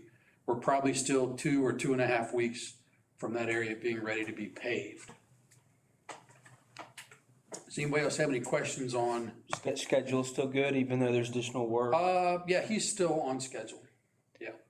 How about the material that's gonna be skimmed off out here? What's the story on it? Water material? Right. So the contractor opted to use his own material from his own stockpile. So they're not gonna be skimming any material out of this area. He felt it was more cost effective for him to use material from his own stockpile in Melrose. All right. You asked for prices. I'll just go up here. Morgan, could I have number 7, please, first? I put those in the wrong order, I'm sorry. All right, so in hangar E2, I'm looking for that reference, right here, top right. This is Nick and Val's hangar, I believe, am I right? This hangar is a little bit larger in size because it's the nested T plus the storage room. It's on the end of the building. So the contractor has figured a couple of differences here. The area price went up. The Easy Base quantity went up because he's now assuming the proper 36-inch depth. The backfill material went up, and the rest of these unit prices are all the same. If we authorize this work while he's still on site, there's no mobilization charge. But we did learn in the first hangar that those hangars are equipped with a grounding node. So we didn't include that in the original bid. That was probably just something we missed. It's about $500 to drive 2 ground rods and cast in one of those grounding clamps in the center of the hangar slab. So instead of the $500 for mobilization, it's $500 for a grounding rod. So this is a little higher than it was before, a couple $1,000s more. If you want him to remove and replace the slab in T hangar E2, it's $51,688. It's about 4 weeks worth of work for him to do that. And he could start that at any time you're ready to reposition those aircraft and some other things that are in that hangar. He's got crews that he could be working on the apron area and the hangar area to speed the work up if that's amenable to you. Where did this hangar fall on the priority list? There were 3 that were high, worst condition, top priority. This is one of the 3. You've done E1, the other 2 was E2 and F1. And Morgan, if you'll go back to 6, same thing in hangar F1, except this hangar is much larger. It's 4,000 square feet. And again, he's adjusted for the grounding rod and the 36-inch anticipated depth of easy base. And so the quantities went up just a little bit. This is the same unit prices that we saw before. I think this was $88,000 and change the first time we saw it. It's now 95 to account for the deeper thickness of easy base. If you give him both of these at the same time, he'll have some speed economies because he can demo out the concrete from both of them at the same time. He can probably finish both of them in about 4 weeks. It's more like 3 weeks each if he does them one at a time. We consulted with the tenants yet? Yes. E2 and F1 are opposite each other. On the, they front each other. If you were to give them both of these and authorize both pieces of work, I would suggest we just barricade off that end of the apron area and let the contractor have that whole area as soon as the aircraft are repositioned. And again, as long as I don't think there's time to wait for the next board meeting because I believe he will be done with the apron reconstruction before your May board meeting. And we would have to pay him to come back and remobilize if you want to defer this decision until May.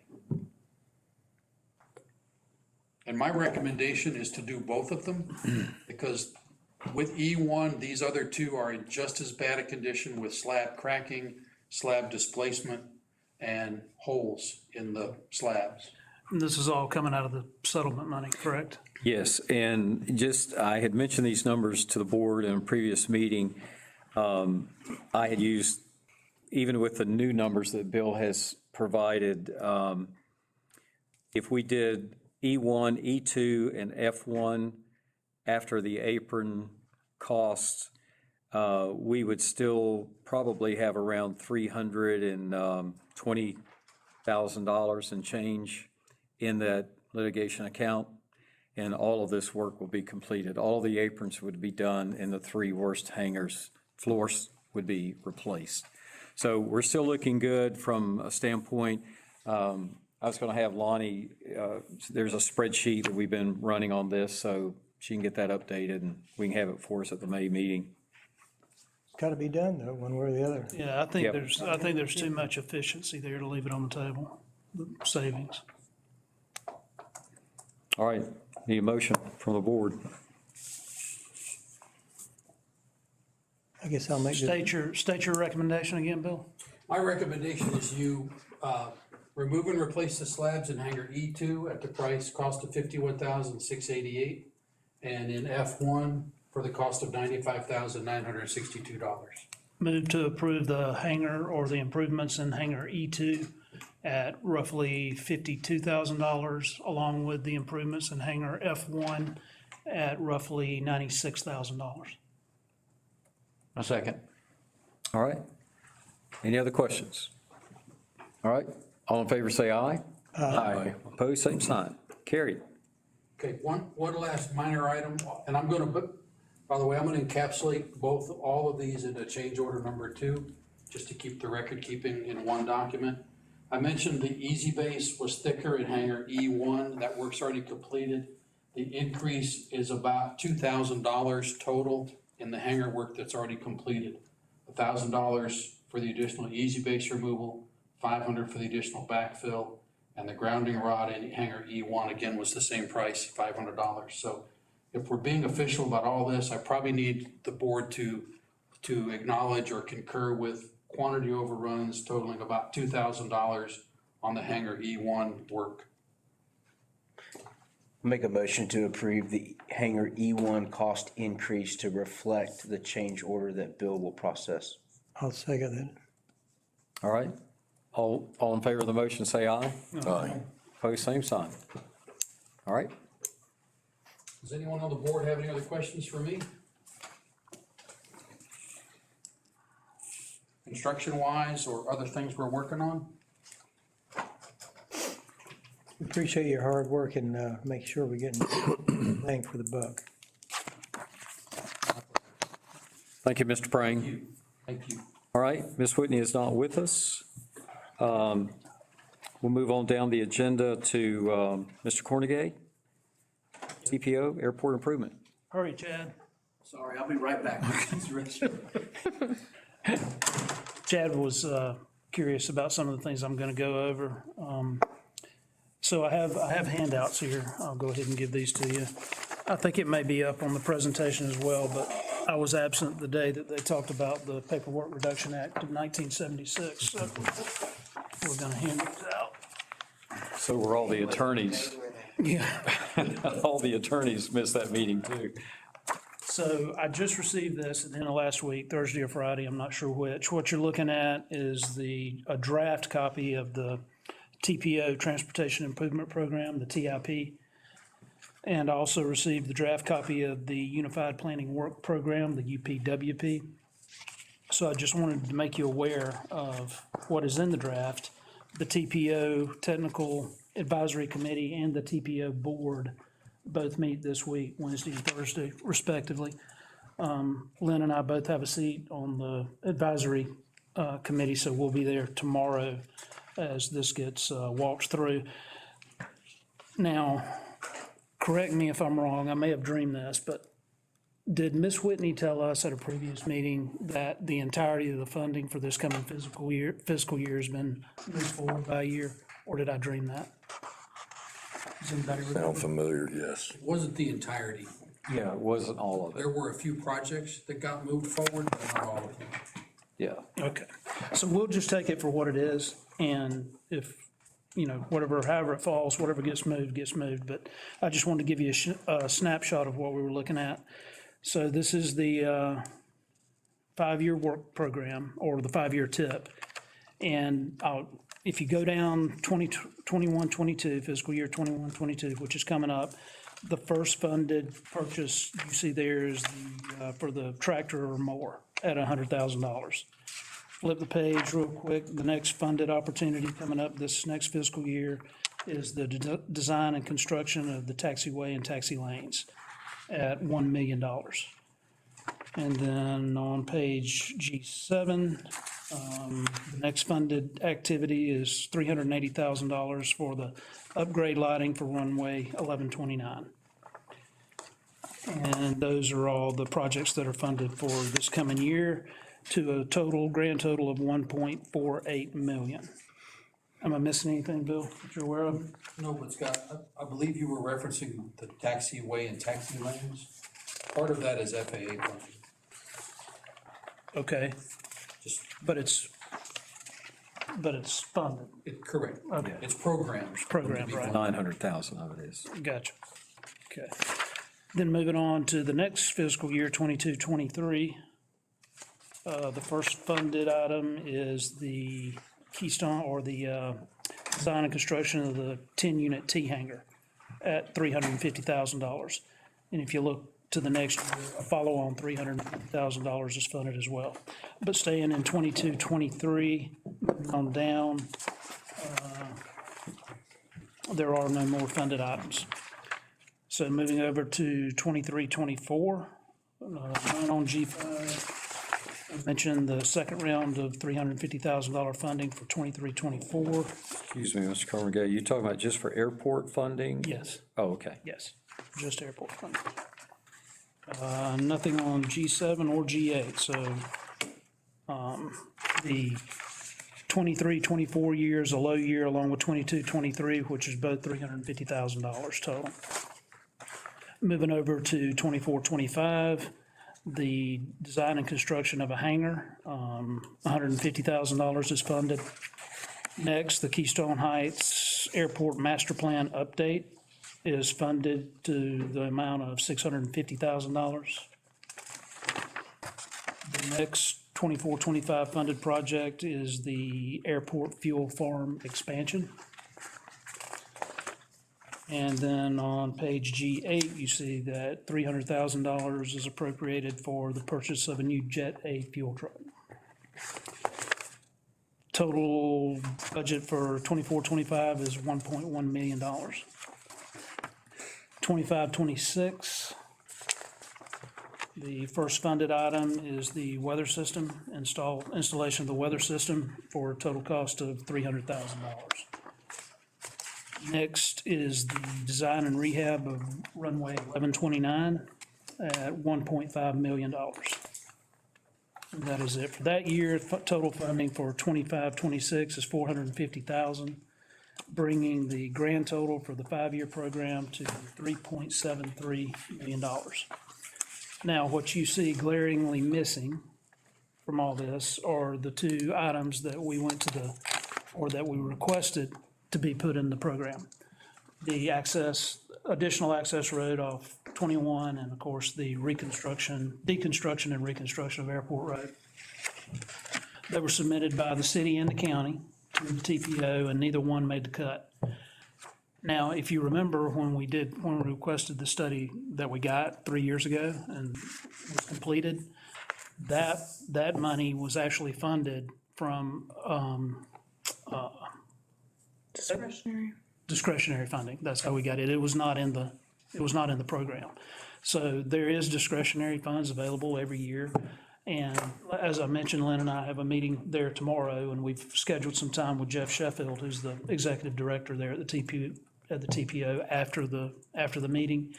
And we're going to sit down with him and see what the possibility is of rolling that into, or at least put it in his mind that we want to tap the discretionary funds if at all possible. Aside from the TPO study that was recently completed, has the airport received significant funding through the TPO in recent past? No. Okay, so this would be a new funding source that we're brokering. Yes, as the original assessment or original study was, that was a funding stream that had never been tapped. Okay. I'm sorry I had to step out for a moment. Go ahead. This is a draft budget for approval? I got this either Thursday or Friday of last week. This is the draft of the Transportation Improvement Program. Okay. Along with the Unified Planning Work Program. Okay. And the advisory committee meets tomorrow, and the TPO board meets Thursday, where this will be taken up. Okay. Is there any room, if there were to be other funding sources available, does this money have to stay line item to line item? Or is there an option to rebrand it? If another funding source became available and you say, well, this now is less of a priority, or we've already checked this box, we'd like to reallocate this funding? One thing I've come to learn with 5 years on the TPO Technical Advisory Committee is there is great flexibility. Okay.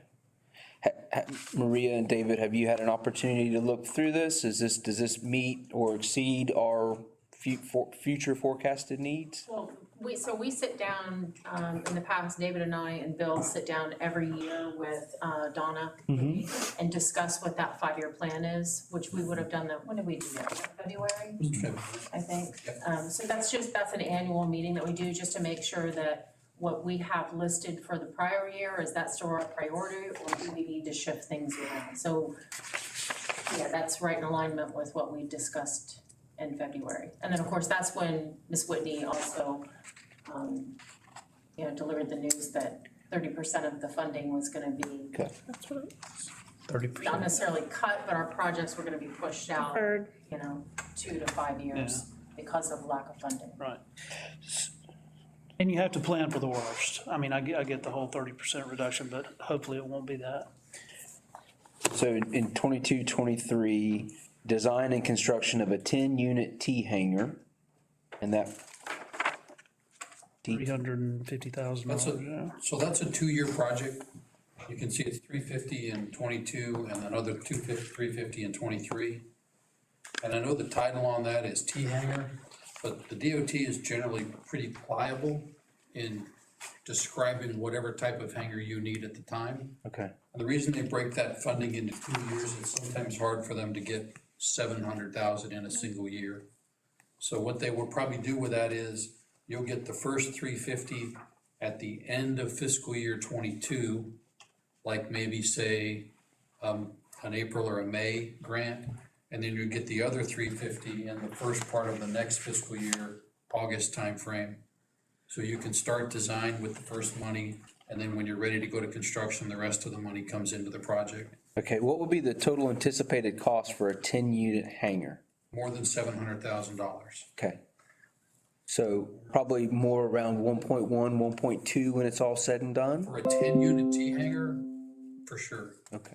But I think what we've talked about before is, in the last meeting, we talked about identifying a spot for another bulk hangar or 2 corporate hangars of smaller size for that $700,000. So as we get closer to when the DOT is ready to issue that money, they'll meet with staff and can get input from the board at that time if necessary about what's our biggest hangar priority, what site is ready and doesn't have environmental impacts, things like that. Where can we go with a project that's $700,000? Right, I just didn't know if we were gonna commit ourselves to a $500,000 expenditure in order to offset the construction costs. Okay. One of the issues that we've had discussions with them now for the last 3 years is obviously you see 2021, 2022, because of the significant price increases in materials, construction, labor, we've experienced that here, in some of the projects. So it's something that, because it's put in place, this is a 5-year program, so, when we meet, we're looking out 5 years. And what's already in place, they're not coming back and saying, oh, well, by the way, we realize costs have gone up, so we're gonna change our budget amount. So we have to take that into account. How much was the last corporate hangar? That was less than $1 million, right? Yeah, it was 540 and change, I think. I wasn't trying to focus on that. I'm trying to work through the workflow. Scott, I don't wanna co-opt your item, but Would did you love have for you to. other No, I items? just wanted, like I said, I just got this Thursday or Friday, and I just wanted the board to be aware of what was happening in Jacksonville with the work program. But yeah, weigh in, have her. I would just offer one other observation, and I apologize. I don't remember if I've already said this to this board or not, because I go to a lot of these meetings for other less important airports, but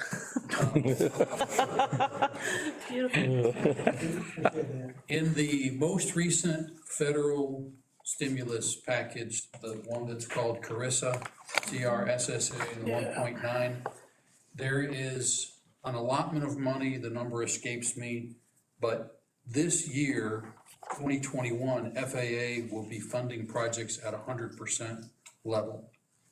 And your FAA project for the current fiscal year will be a design-only grant to design the project that's at the bottom of page G6.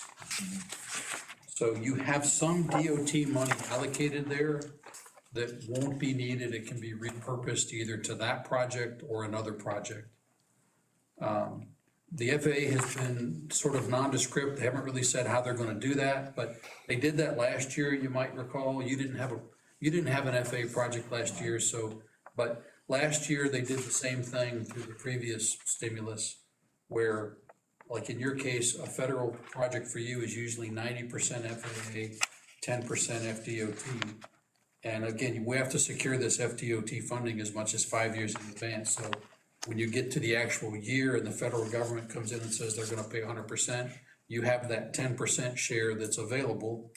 DOT generally allows you to keep it, they don't take it back, they keep it at the airport. They might move it to next year, they might move it to a project that needs a little money because of cost increases. So that's another reason why you meet with the DOT once or twice a year and remain flexible, because changes like this happen all the time. So at your next meeting, if I may, I'm gonna be bringing you a task order for consideration of the design-only grant. We won't start the work until you get the grant, but we have to have the task order agreed to so we know how much money to apply for in the FAA grant, which is due in May. So at your next meeting, I'll have a task order for you to consider. It'll be over $100,000. So Maria will have to get an independent fee estimate, and we'll collect all that along with the grant application package at your next board meeting. And the board will then get a chance to consider all three of those things for action and submission to the FAA. The grant will probably come in September, and we would opt to start either in September or October on the design. We could start early, but then you'd have to pay early and float the money. And I know that that's not usually a preferable thing here, so we'll probably wait to start the design in October when you actually can draw on the grant as you make payments without having to float that yourself. While we're talking about FDOT and funding, I attended a meeting a few weeks ago in Bradford County. It was an update on their overpass over the railroad track, update from the engineering group and contractors. While I was there, I talked with Miss Tammy Steele, Representative Payne's administrative aide, and asked her what it looked like on the legislation side for the second entrance, the $1.19 million that we had asked for. At that time, she said that it didn't look like it was going to happen this year, but definitely next year. So we'll just have to wait and see where that's going to fall out. There are a lot of things happening on the federal level, and Ms. Lynn may touch on this in a little bit with her report, where other monies are going to be funneling down. So, but just so we know, at least it was looked at, and whether or not it made it through committees and the whole process, but they're aware of our need. And I expressed to her, I emphasized to her strongly, we have one road in and out of this airport. So that's well on, they're well aware of that. I have a meeting scheduled with the district, Jessica Norfleet, the district deputy for Kamek in the near future, and same thing. I'm going to try and reiterate that as well. So do I. Good. Good. Maybe we should meet together, perhaps. Or not. Or not. If you're not going to bring a fun agenda, then I'm not going to attend. Don't need any sandbags at that meeting. All right. Anything else, Mr. Yes, sir, Corrigan? that's all I have. Well, I'll update the board next month on our conversation with Jeff Sheffield tomorrow. Okay. Very good. All right. Mr. Richard. Yes, sir. Thank you. I shared some pictures with Morgan. So just a brief update. You know, we had a fun event on March 20th with the Operation Outdoor Freedom, and then obviously with Air Ops here. And so you may or may not remember, but March 20th was when the nor'easter was sitting off our east coast, and it was about 40 knot winds. That windsock did not even think about moving down from that the entire day. It was still fun. We had a great group of folks. There were 4 individuals total. Started off pretty rough. You know, you can imagine trying to get, organized and ready in 40 knot winds. But can you go to the next picture, Morgan? I just want to show you some of the highlights of what we did. This is one of my friends, one of the guides. He came up to help. And we had to practice all the COVID guidelines, even in the woods. So we did. Next. Just a photo from the house, the bunkhouse. That was the target. Obviously, they were the burbs were situated at 2-3 and 2-9, and they basically did not leave that area for most of the day. And so our opportunity to gain ground on them was very limited. I've never seen turkeys spend so much time near the tarmac, but they did, and it created quite an interesting opportunity.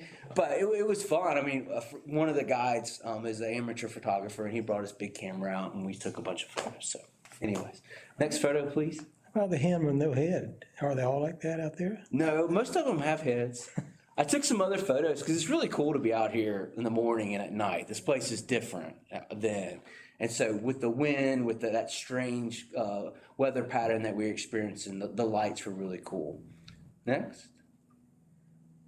Just another, in the woods. This is back in that music hammock where everyone likes the live oak hammock, closer to Camp Blanding. It's always a fun place to sit. People love it back there. Next. It's a gas line, good place to scout at night. We did scout on Friday night. And every sunset there is really interesting. It's a vista in Florida you don't see very often, is having that sight distance looking down. Next. This is Charlemagne Casado. This is actually the second time she's hunted at the airport. It's a quota hunt, so you just put your name in and, it was selected. But this is her second time coming out, and she's really fun to be around, and she really enjoyed the experience again. Next. Out on the, hanging out next to the taxiway calling in. Next. And then just a group shot of some of the birds that were over there next to kind of where the RPZ is on the approach. And you guys may have already experienced this, but you can literally land a Group 1 aircraft on top of them and they don't really even care. So it's very interesting to see how our wildlife has adapted to what all the activities we have here at the airport. I like that you call it a group shot, like they got together, like. That's a "Hey, group take shot." A group shot was where you can't get us. It's still fun. It's fun just to see the birds, And you may or may, this may not make sense to a lot of people, but not everyone has the opportunity to even see birds. Right. So just that experience in itself was appealing, even though it was very disenfranchising, where they wish to spend their day activity. There must be a lot of birds in the tarmac. Is that the last one, Morgan?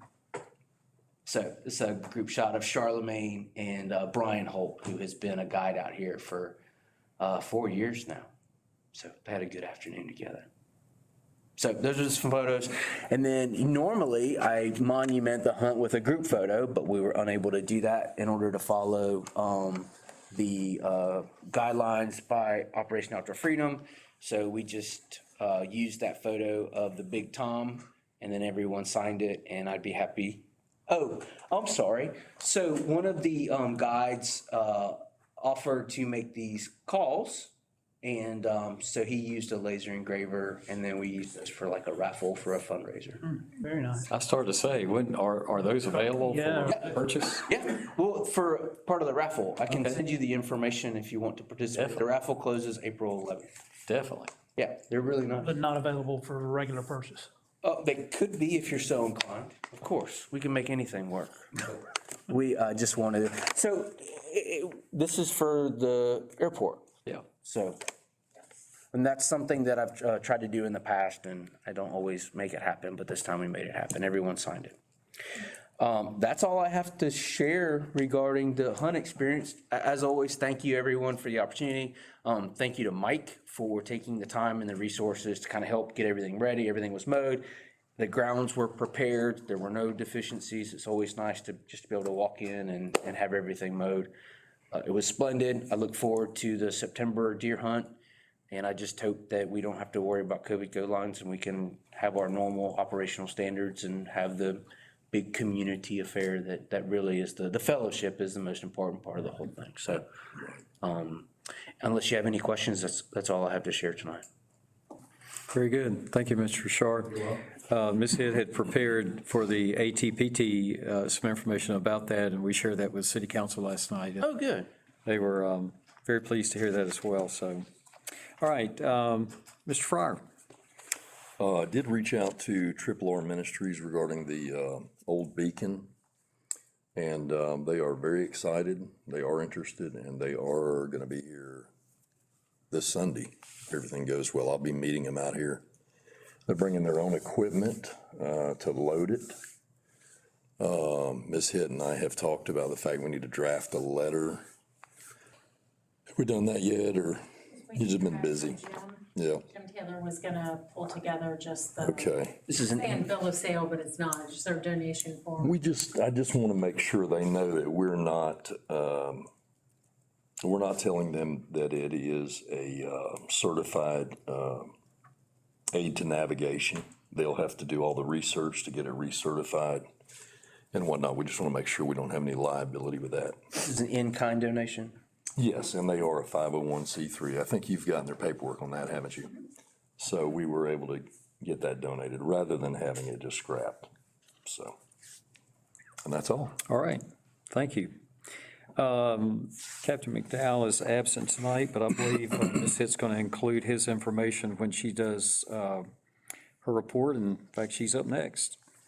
Yeah, I'll go ahead and, he emailed me, as he stated last month, he was just gonna keep us up to date on the activity that was going over, at Camp Landing and at the range. Looks like there's, air defense operations going on the 17th to the 25th with possible flights. And then there'll be another group coming in the 16th to the 29th, again with possible flights. On the 30th of April, they've got one operation demo, it says in parentheses, EOD. Whatever that might be. Explosive ordnance disposal. Thank you. So that's the 30th of April. And then not another one until the 1st of May. What did you say the first part were operational flights? For the Air 7th? defense operations. Okay. 17th to the 25th with possible flights. And a different group coming in the 16th to the 29th with possible flights. And it doesn't say, I don't have that on our radar or on our calendar in terms of flights impacting us. It just may be flights over Blanding that we typically see. All right, so that's all on Camp Landing side. In terms of the facility update, Mike has started just giving me a monthly review of everything he's done, you know, down to changing toilet paper, so I won't bore you with all of that. So It's kind of important. Appreciate it because it's super important to, you know, well, all of us. We conducted the annual fire extinguisher inspection. That's done annually. That was done on March the 3rd. And he did send the annual fire inspection to Lieutenant Johnson at Bradford County Fire Department for verification on our hydrant test too. So we're all up to date with that. In terms of the beacon light, we were having issues with it. If I'm sure you were aware, we thought we had it fixed. They had to come back out 2 or 3 times. Finally, the owner of TCA came down from Georgia and he looked at it and found out there was a shorted wire on the beacon light. So he came and repaired that and all should be good. So if any of you notice that green light's on, off, white light's on, let me know so we can get them back out here. So in terms of the tenant gate, again, that owner came out and he was able to find out there was a shorted circuit board on the bump sensor. He removed both bump sensors and they are on order, as most things we're finding when you've got to replace stuff these days. I guess we're blaming it on COVID, but everything's still on back order. So I know it's a pain, but hopefully those will get replaced here within the next couple of weeks. You didn't hear any more, did you, Bill? No. From Scorpio on that? Okay.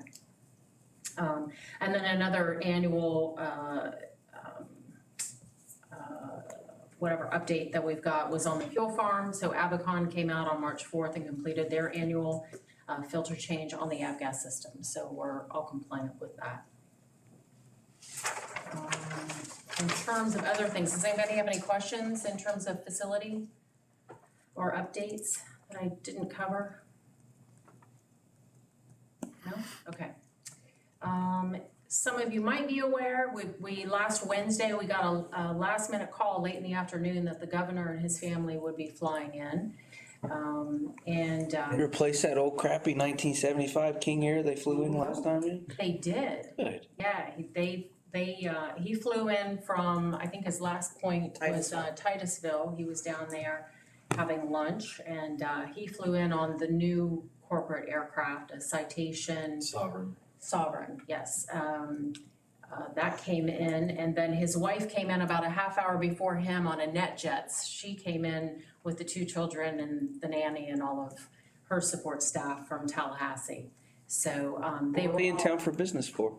They came into, to the initially fair. to cut the ribbon for the Clay County Fair, but I think they got in a lot later than they had anticipated. Or just a walk around.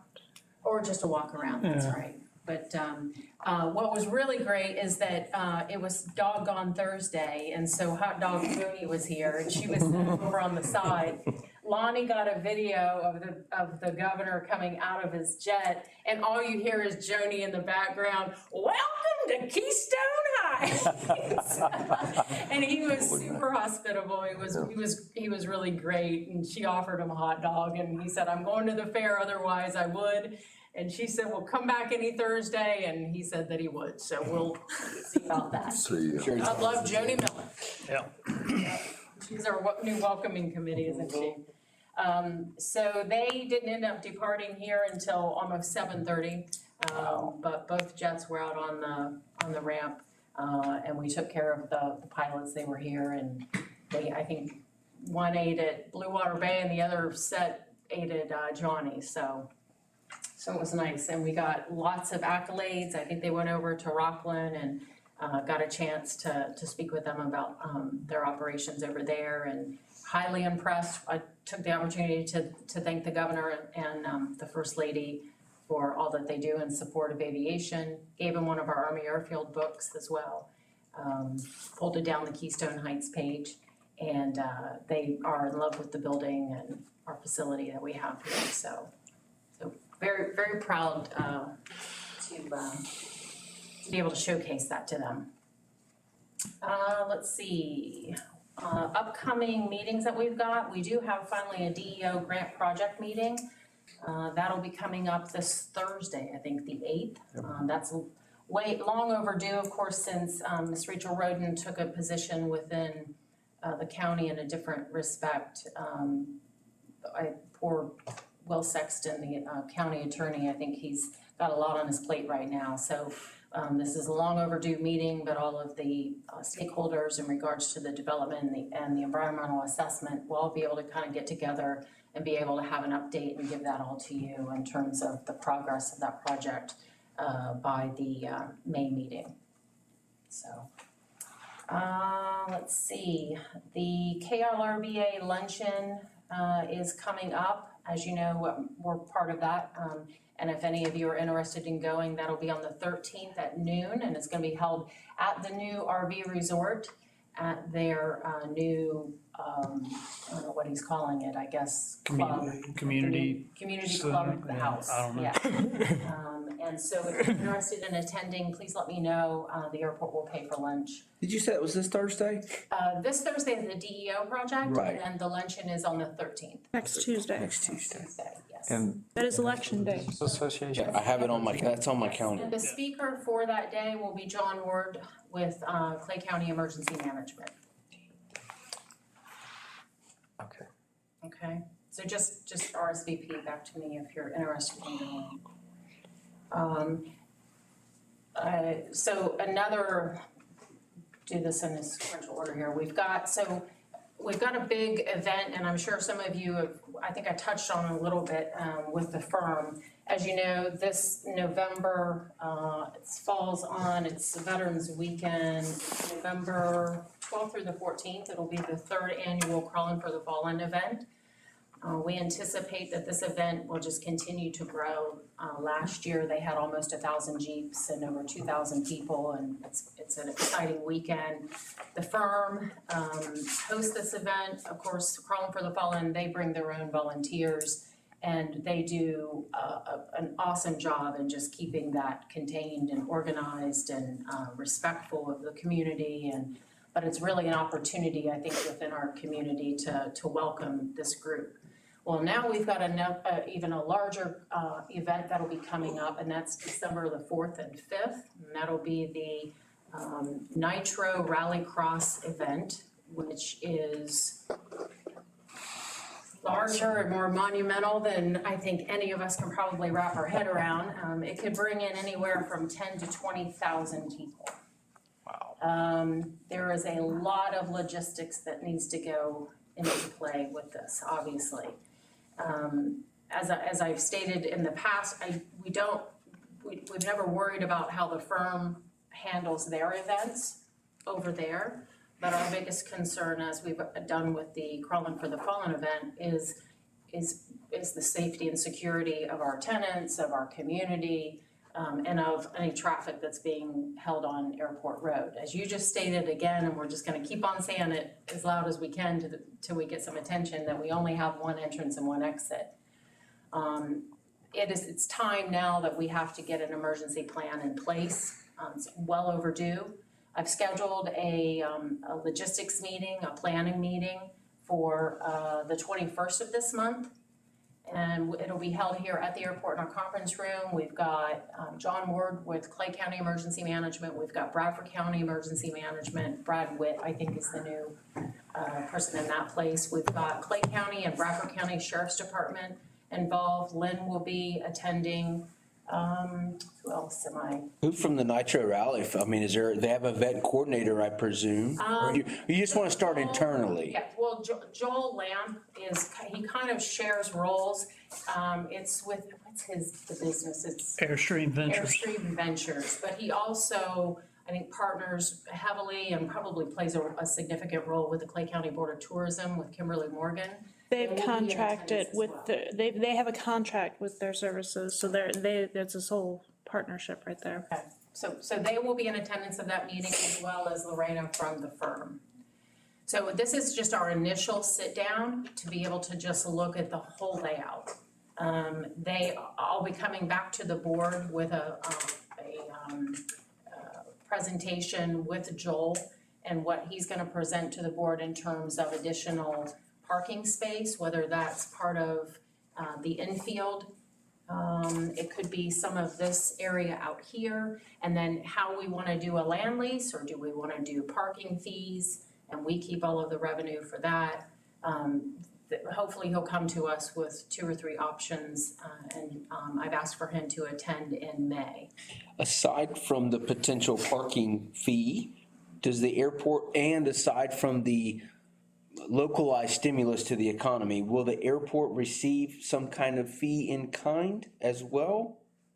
That's entirely up to the board, how you wanna move forward. Joel will let us know potentially how much land that they will need for parking. I told them with that amount of people, so that it does not impact our daily business and our tenants and make it a safety issue, they're probably gonna have to look into the community for additional parking areas, and then just use buses to bring them into this area. So that's gonna be part of what we're discussing too. Chad's right, because I remember when we were anticipating the bicycle event, they were coming off real money to compensate us for Right. whatever. It was like 15 grand, 20 grand. Well, and no, that was really, I think we came down to like $3,000. Is that what it was? And that was really because they were impacting going through our tenant area, and it was gonna require staff to be able to basically monitor and babysit the traffic going back and forth. This is a little bit different, although it's impacting our businesses. Now, thankfully, this event is only 2 days, and it's a Saturday, Sunday, so it's not a Friday to where it's gonna impact any type of. But Friday, they'll be busy here. Thursday leading into it, there'll be a lot of activity. Their support Certain. staff and setting up, which they'll probably be doing that 2 weeks ahead of time. So we'll be able to manage that, but in terms of just the spectator traffic, that's what we're gonna sit down and find out. We've also invited Colonel Zinko, or a staff member from Camp Landing, because we'd be silly not to consider Camp Landing Road as an emergency exit in case we needed to vacate for whatever. My only concern is that it would not surprise me if between now and December, you allocate X amount of your time towards that event, and you need to, obviously. So I want to make sure that the airport is compensated for your time to ensure that we're making good fiscal decisions. I agree. And I won't be making any huge decisions without bringing it back to the board. I understand, but. Even if we need to do that on an emergency or a workshop. Right, but in addition to your daily operations here, it would not surprise me if you're spending 20% of your time dealing with this. So we need to cover that. Absolutely. I will. And unlike the cycling event, in my opinion, I don't want to back down from the fee because it needs to be real. Right. Nope, I agree.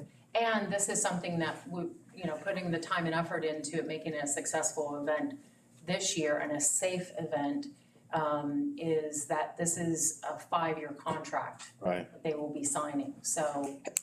Is it worth even considering trying to find someone that we could subcontract with to handle the event coordination side, such that you are able to do your daily functions and they would report to you? That is, I'm open to whatever the board.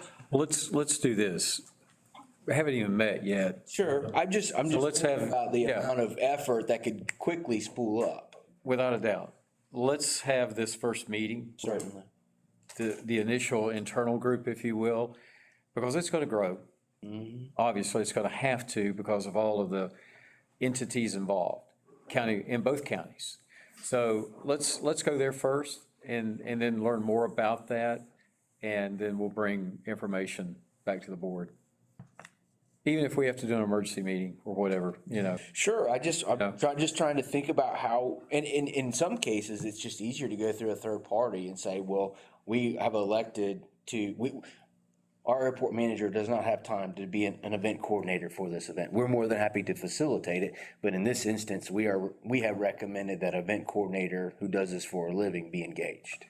And that's what the county's done. I mean, Well, that's. and then- Yeah, she's got to be the coordinator. Well, with everything, if it happens on You airport, have to be involved. Involved as a stakeholder. It's up to them to handle their Yeah. coordination. So- Ms. Lynn? Just Or a proceed. little bit of clarification. So yes, there's gonna be a lot of working with Ms. Hitt and then the airport board. There's gonna be a lot of decisions made about land leases and things of that nature, fees that are gonna be charged for this. Your event coordinator begins and will end with Kimberly Morgan at the county and then their core people. They will be reaching out to where it's going to be. Their staff will take over. The big conversations are going to be security for your airport, and then how much money do they need to rent your space so that they can put on this event. After that, they're the professionals, they handle their event. okay, so it's, I think with my absence or somebody from the board who would want us, I would be afraid that our best interest would not be met in terms of safety and security. right. I just, And I don't know that you want to get into the ability of trying to co-plan or leave room for any kind of butting heads, for lack of a better term. Let them handle their event. They're coming to you for the business portion of it, of how much is it gonna cost for them to do what they want to. They're playing your yard for a couple of days. And so those are where the relationships are going. To understand the requirements or our. Exactly. The rules and regulations, safety and security is gonna be a huge aspect. They're gonna need to understand those rules, and then they're gonna come back to the board to make sure that everybody is on the same page with the decisions for safety and security, and then the decisions for land leases, fees, and anything else. and I certainly would welcome any board member who would like to kind of partner with me on this, to come at least to and it certainly just one board member, obviously, for sunshine law purposes. Well, I think being the security chairman, I may do that. What date is The it? 21st. Tomorrow. of April. Okay. And Scott, I'll have to get you the time. I want to say it's 10 a.m. No, I'm sorry, it's 2 p.m. Maybe one question to ask is if they've ever held an event on an airport grounds within the secured area. No, they have not. 2 p.m. This will be, the event itself starts out in California, and there are 6 locations, and we'll be the final location until 2 weeks after. Then they take the event over to, I believe it's England. So then This is then the their event last itself- event here. And there'll be multiple events also, right? I'm sorry? There'll be more events later on while they're here, right? 5 years or something? They'll come back, if this is a successful Yeah. process, if any of you are familiar with Travis Pastrana, we had lunch with him probably about a month and a half ago, and this was something, it's a new event that he's pulled together because he was wanting to, he's like your modern day Evel Knievel, and I think he was wanting to put together a family event that people can look forward to. So this is all brand new, and I think as long as this whole series ends up being successful, then they're looking at returning back for the next 5 years. I think the thing to remember too, this isn't our first rodeo. Sure. But 20,000 people is a new rodeo. But it's only the numbers. It's only the Scaling. numbers. Anything we've done, when we did the 70th anniversary or whatever it was of the airport,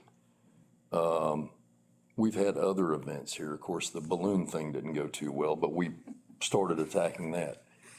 So it's, yeah, the numbers are astronomical compared to what we've done in the past, but the mechanism should be the same. I mean, road requirements, keeping the roads clear, keeping, law enforcement involved, rescue services. And honestly, I think the scariest part, and we, only Bradford County and Clay County Sheriff's Department can answer that. I think we've talked to them after the Jeep events. As we all agree, State Route 100, that's horrible, It's and bad enough without anything. they've been able to really manage that, and luckily, we've got a partnership with both counties, and they work very well together in terms of just managing that traffic, even on each side of the, from Stark all the way into Keystone, so. We should encourage people to fly in, not drive in. Absolutely, yeah. After we get to We don't have enough time. Remember the apron discussion we had earlier? For the runway. Airplanes. Yeah, 4 planes. just one group 4. So, but I'll keep you all updated, as we proceed. It's exciting, it's scary at the same time, but it's really quite an opportunity for the Lake region, and I think we're getting back to our grassroots of what our area is about in terms of being the recreation area, so kind of exciting to showcase. Do you know if that group is big enough? Are they gonna have, is it gonna be televised? Are they gonna have one of the Oh, blimps yeah, here? this thing is like, So they'll have a blimp hovering out here at the end, probably doing, it very well could be. so that could present issues with air traffic. Todd could do E3. Well, again, They're It's gonna gonna have be drones to worry Well, about. that could be true. yeah. It's gonna be expensive. So after this first meeting, Drones We'll have a better feel. That's You'll have probably a good point. Yep. I'll make note of that in terms of with Joel and with Kimberly too. okay. Okay. Anything else? I think that's all I've got. All right. Thank you. Miss Lynn? I've got a couple of things. One, the Keystone Heights Welcome Center opened on Friday. That's located right across the street from City Hall. Mr. and Mrs. Beals from Coldwell Banker has graciously opened up a space of their new office for our Welcome Center. So we were able to take out pieces that we're storing here at the airport and showcase them. I encourage anybody who's in the area, if you go across the street from City Hall, take a look. We're working on ways to clear out the space that the airport has lent us for so many years and kind of help start getting rid of some of that stuff. So we appreciate the partnership there. Last night, council met. They appointed Mr. Bruce Harvin to seat 3 on your airport board, and so he will be sworn in prior to the meeting on May 4th. I think that he's going to be a pretty huge asset to the board, and we're very excited to have him join our team. Who's that again? Bruce Harvin. So he has ample experience with Keystone Heights Airport, the school board, Clay County Fairgrounds. And he came very highly recommended last night. The Northeast Florida League of Cities dinners, the city is hosting our dinner on April 15th. I believe that invite has already gone out. Yes. Okay. If you RSVP, the city is covering all of the board members and staff's dinner. If you'd like to bring a spouse, it's $25. That also will be held at the new RV Park Clubhouse. The pavilion will be opening within the next 2 weeks, so that's exciting news. That's probably the number one question that I get right now. And kind of piggybacking off of the conversation with Governor DeSantis, I was able to have a short 3-sentence conversation with him when I met him at the fairgrounds. Made mention that he flew into our airport here in Keystone Heights and he had nothing but fantastic things to say about the staff. So that was pretty impressive that that carried over an hour and change after he met you guys with someone of that kind of authority. So he was very pleased with his visit here. Couple things, the city is going out for their engineering contract. Council did make the decision that we are going to advertise for RFP for our engineering contracts. We're working with the airport to partner to help kind of partner with some of the needs here at the airport that legislative FAA and things of that nature are putting on we're looking forward to that partnership. I'll be working with David and Maria and Bill on some of the language that needs to be carried over into our RFP. That's particularly the CIS, if I do that right, Construction Inspection Services, so as Bill had shared with us, the legislature has said now that the same engineering firm that oversees a project can't do the inspection, so we have to have separate firms do that. So since the city is getting ready to go out for a new bid on their engineering, then we're going to see if we can piggyback off that. Specifically for CEI? Is that what you're thinking, specifically for CEI? Is that the goal? Construction Engineering Inspection? So there's, we've talked about language specifically for the CEI. We've talked about the possibility of additional surveying and GISing that the city is going to be seeking out these specific services, and then they might be also useful for the airport as well. And so we'll strengthen our relationship through those contracts with the airport so that we have the capability to move that over here if need be. Just depth of services. Lynn, may I? I think it's good that the city's gonna do that. I will point out that there is currently a House Bill 57 and a companion Senate bill, the big transportation bill, which grants a waiver to airports. So you could go back to the old way where you could hire the same firm straight through, but that's still in the committee process. I think the last reading was middle of March. So either way, having flexibility is. I think having the flexibility is a good idea, and that would give you more than one contract mechanism to get work done. That's a good thing. But it looks like at least this year, I think there's bigger things in the transportation bill for them to argue about. This one's probably going to slide right through, and it'll be going to effect July 1. But having it in the city's contract is a great avenue. So possibly for 1 month, that may work out. I have met several times with Ms. Hitt and Chairman Kirkland. We are going through the city's ordinances to just clean them up and make them more efficient and clear with the bylaws that were just adopted, and then also the city charter, which has been amended. However, the ordinances kind of got left behind. Major changes regarding the airport is making sure that there's language that reflects the interlocal agreement that was established in October. When was that? 2004? Look that date up for you. We had that conversation, I don't remember. But between Clay County and Bradford County regarding the airport. The other major changes are requiring all airport authority members to complete their 4 hours of ethics every year. Just to put that in the ordinance to make sure that it's something that's done, it's important. Everybody has to abide by something, so you might as well understand what that means. The other conversation that we're having, and we have reached out to legal counsel for guidance, are the appointments on the board, how that's broken out. There's consideration of making one of the 4, what was referred to as the city seats, but the greater Keystone Heights area seats, making that into a larger area, just in case you want to pull talent from other, outside of the 10-mile radius. Other conversations were the possibility of how many leaseholders you will have on your board, because that could come into a conflict of interest if you have a heavy leaseholder board. If there's 4, if there's something that's going on with your lease that you may have to exclude yourself from vote, you no longer have a quorum. So we're seeking out guidance from legal counsel on both of those.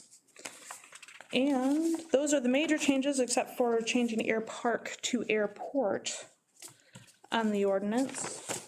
The last item that I have is on behalf of the city of Keystone Heights, Mr. Nichols, we thank you very, very much for your service. Thank you very much. I got a card from the mayor last couple weeks ago, and you're welcome. I'm not going anywhere. Who's your speaker at the league dinner? The Florida League of Cities president. What time is that event? Attitude adjustment starts at 6. Okay, 6 to X. So, Mr. Jeff Sheffield was our speaker at the last meeting. We left about 9:30. So, I promise you it will not go that long. It's quite a keynote. It really was. You know, Jeff, you're not surprised. That's all I have, Mr. Chairman. All right, thank you. And I want to echo what Ms. Lynn finished up on in thanking Mr. Nichols for his service. I mentioned at the city council meeting last night, 3 major accomplishments that, and contributions that you had made with our airspace, working with Camp Landing on a proposed restricted area, and also with the Wings of Dreams assets and helping get a lot of that messed up paperwork straight and other assets that Turin had. So we greatly appreciate that, as well as all the other things that you've done. And we will miss you on the board, and we're glad you're not going far.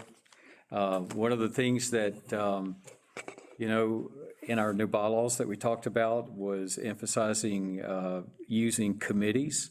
And as we get busier with more and more things coming before this board, then we can utilize individuals who are either, are here at the airport or maybe business leaders in town to serve on committees to help us with some of those tasks. So we'll just keep that in mind, and that's something that's open to us. But thank you, Mr. Nichols. We greatly appreciate all you've done. And I'd personally like to thank you too for that right-hand traffic pattern. They go over my house every day. Just remember, they're buying fuel the whole time. Yeah, exactly.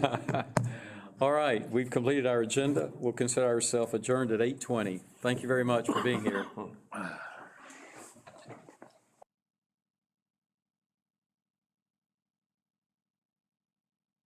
This conference is no longer being recorded.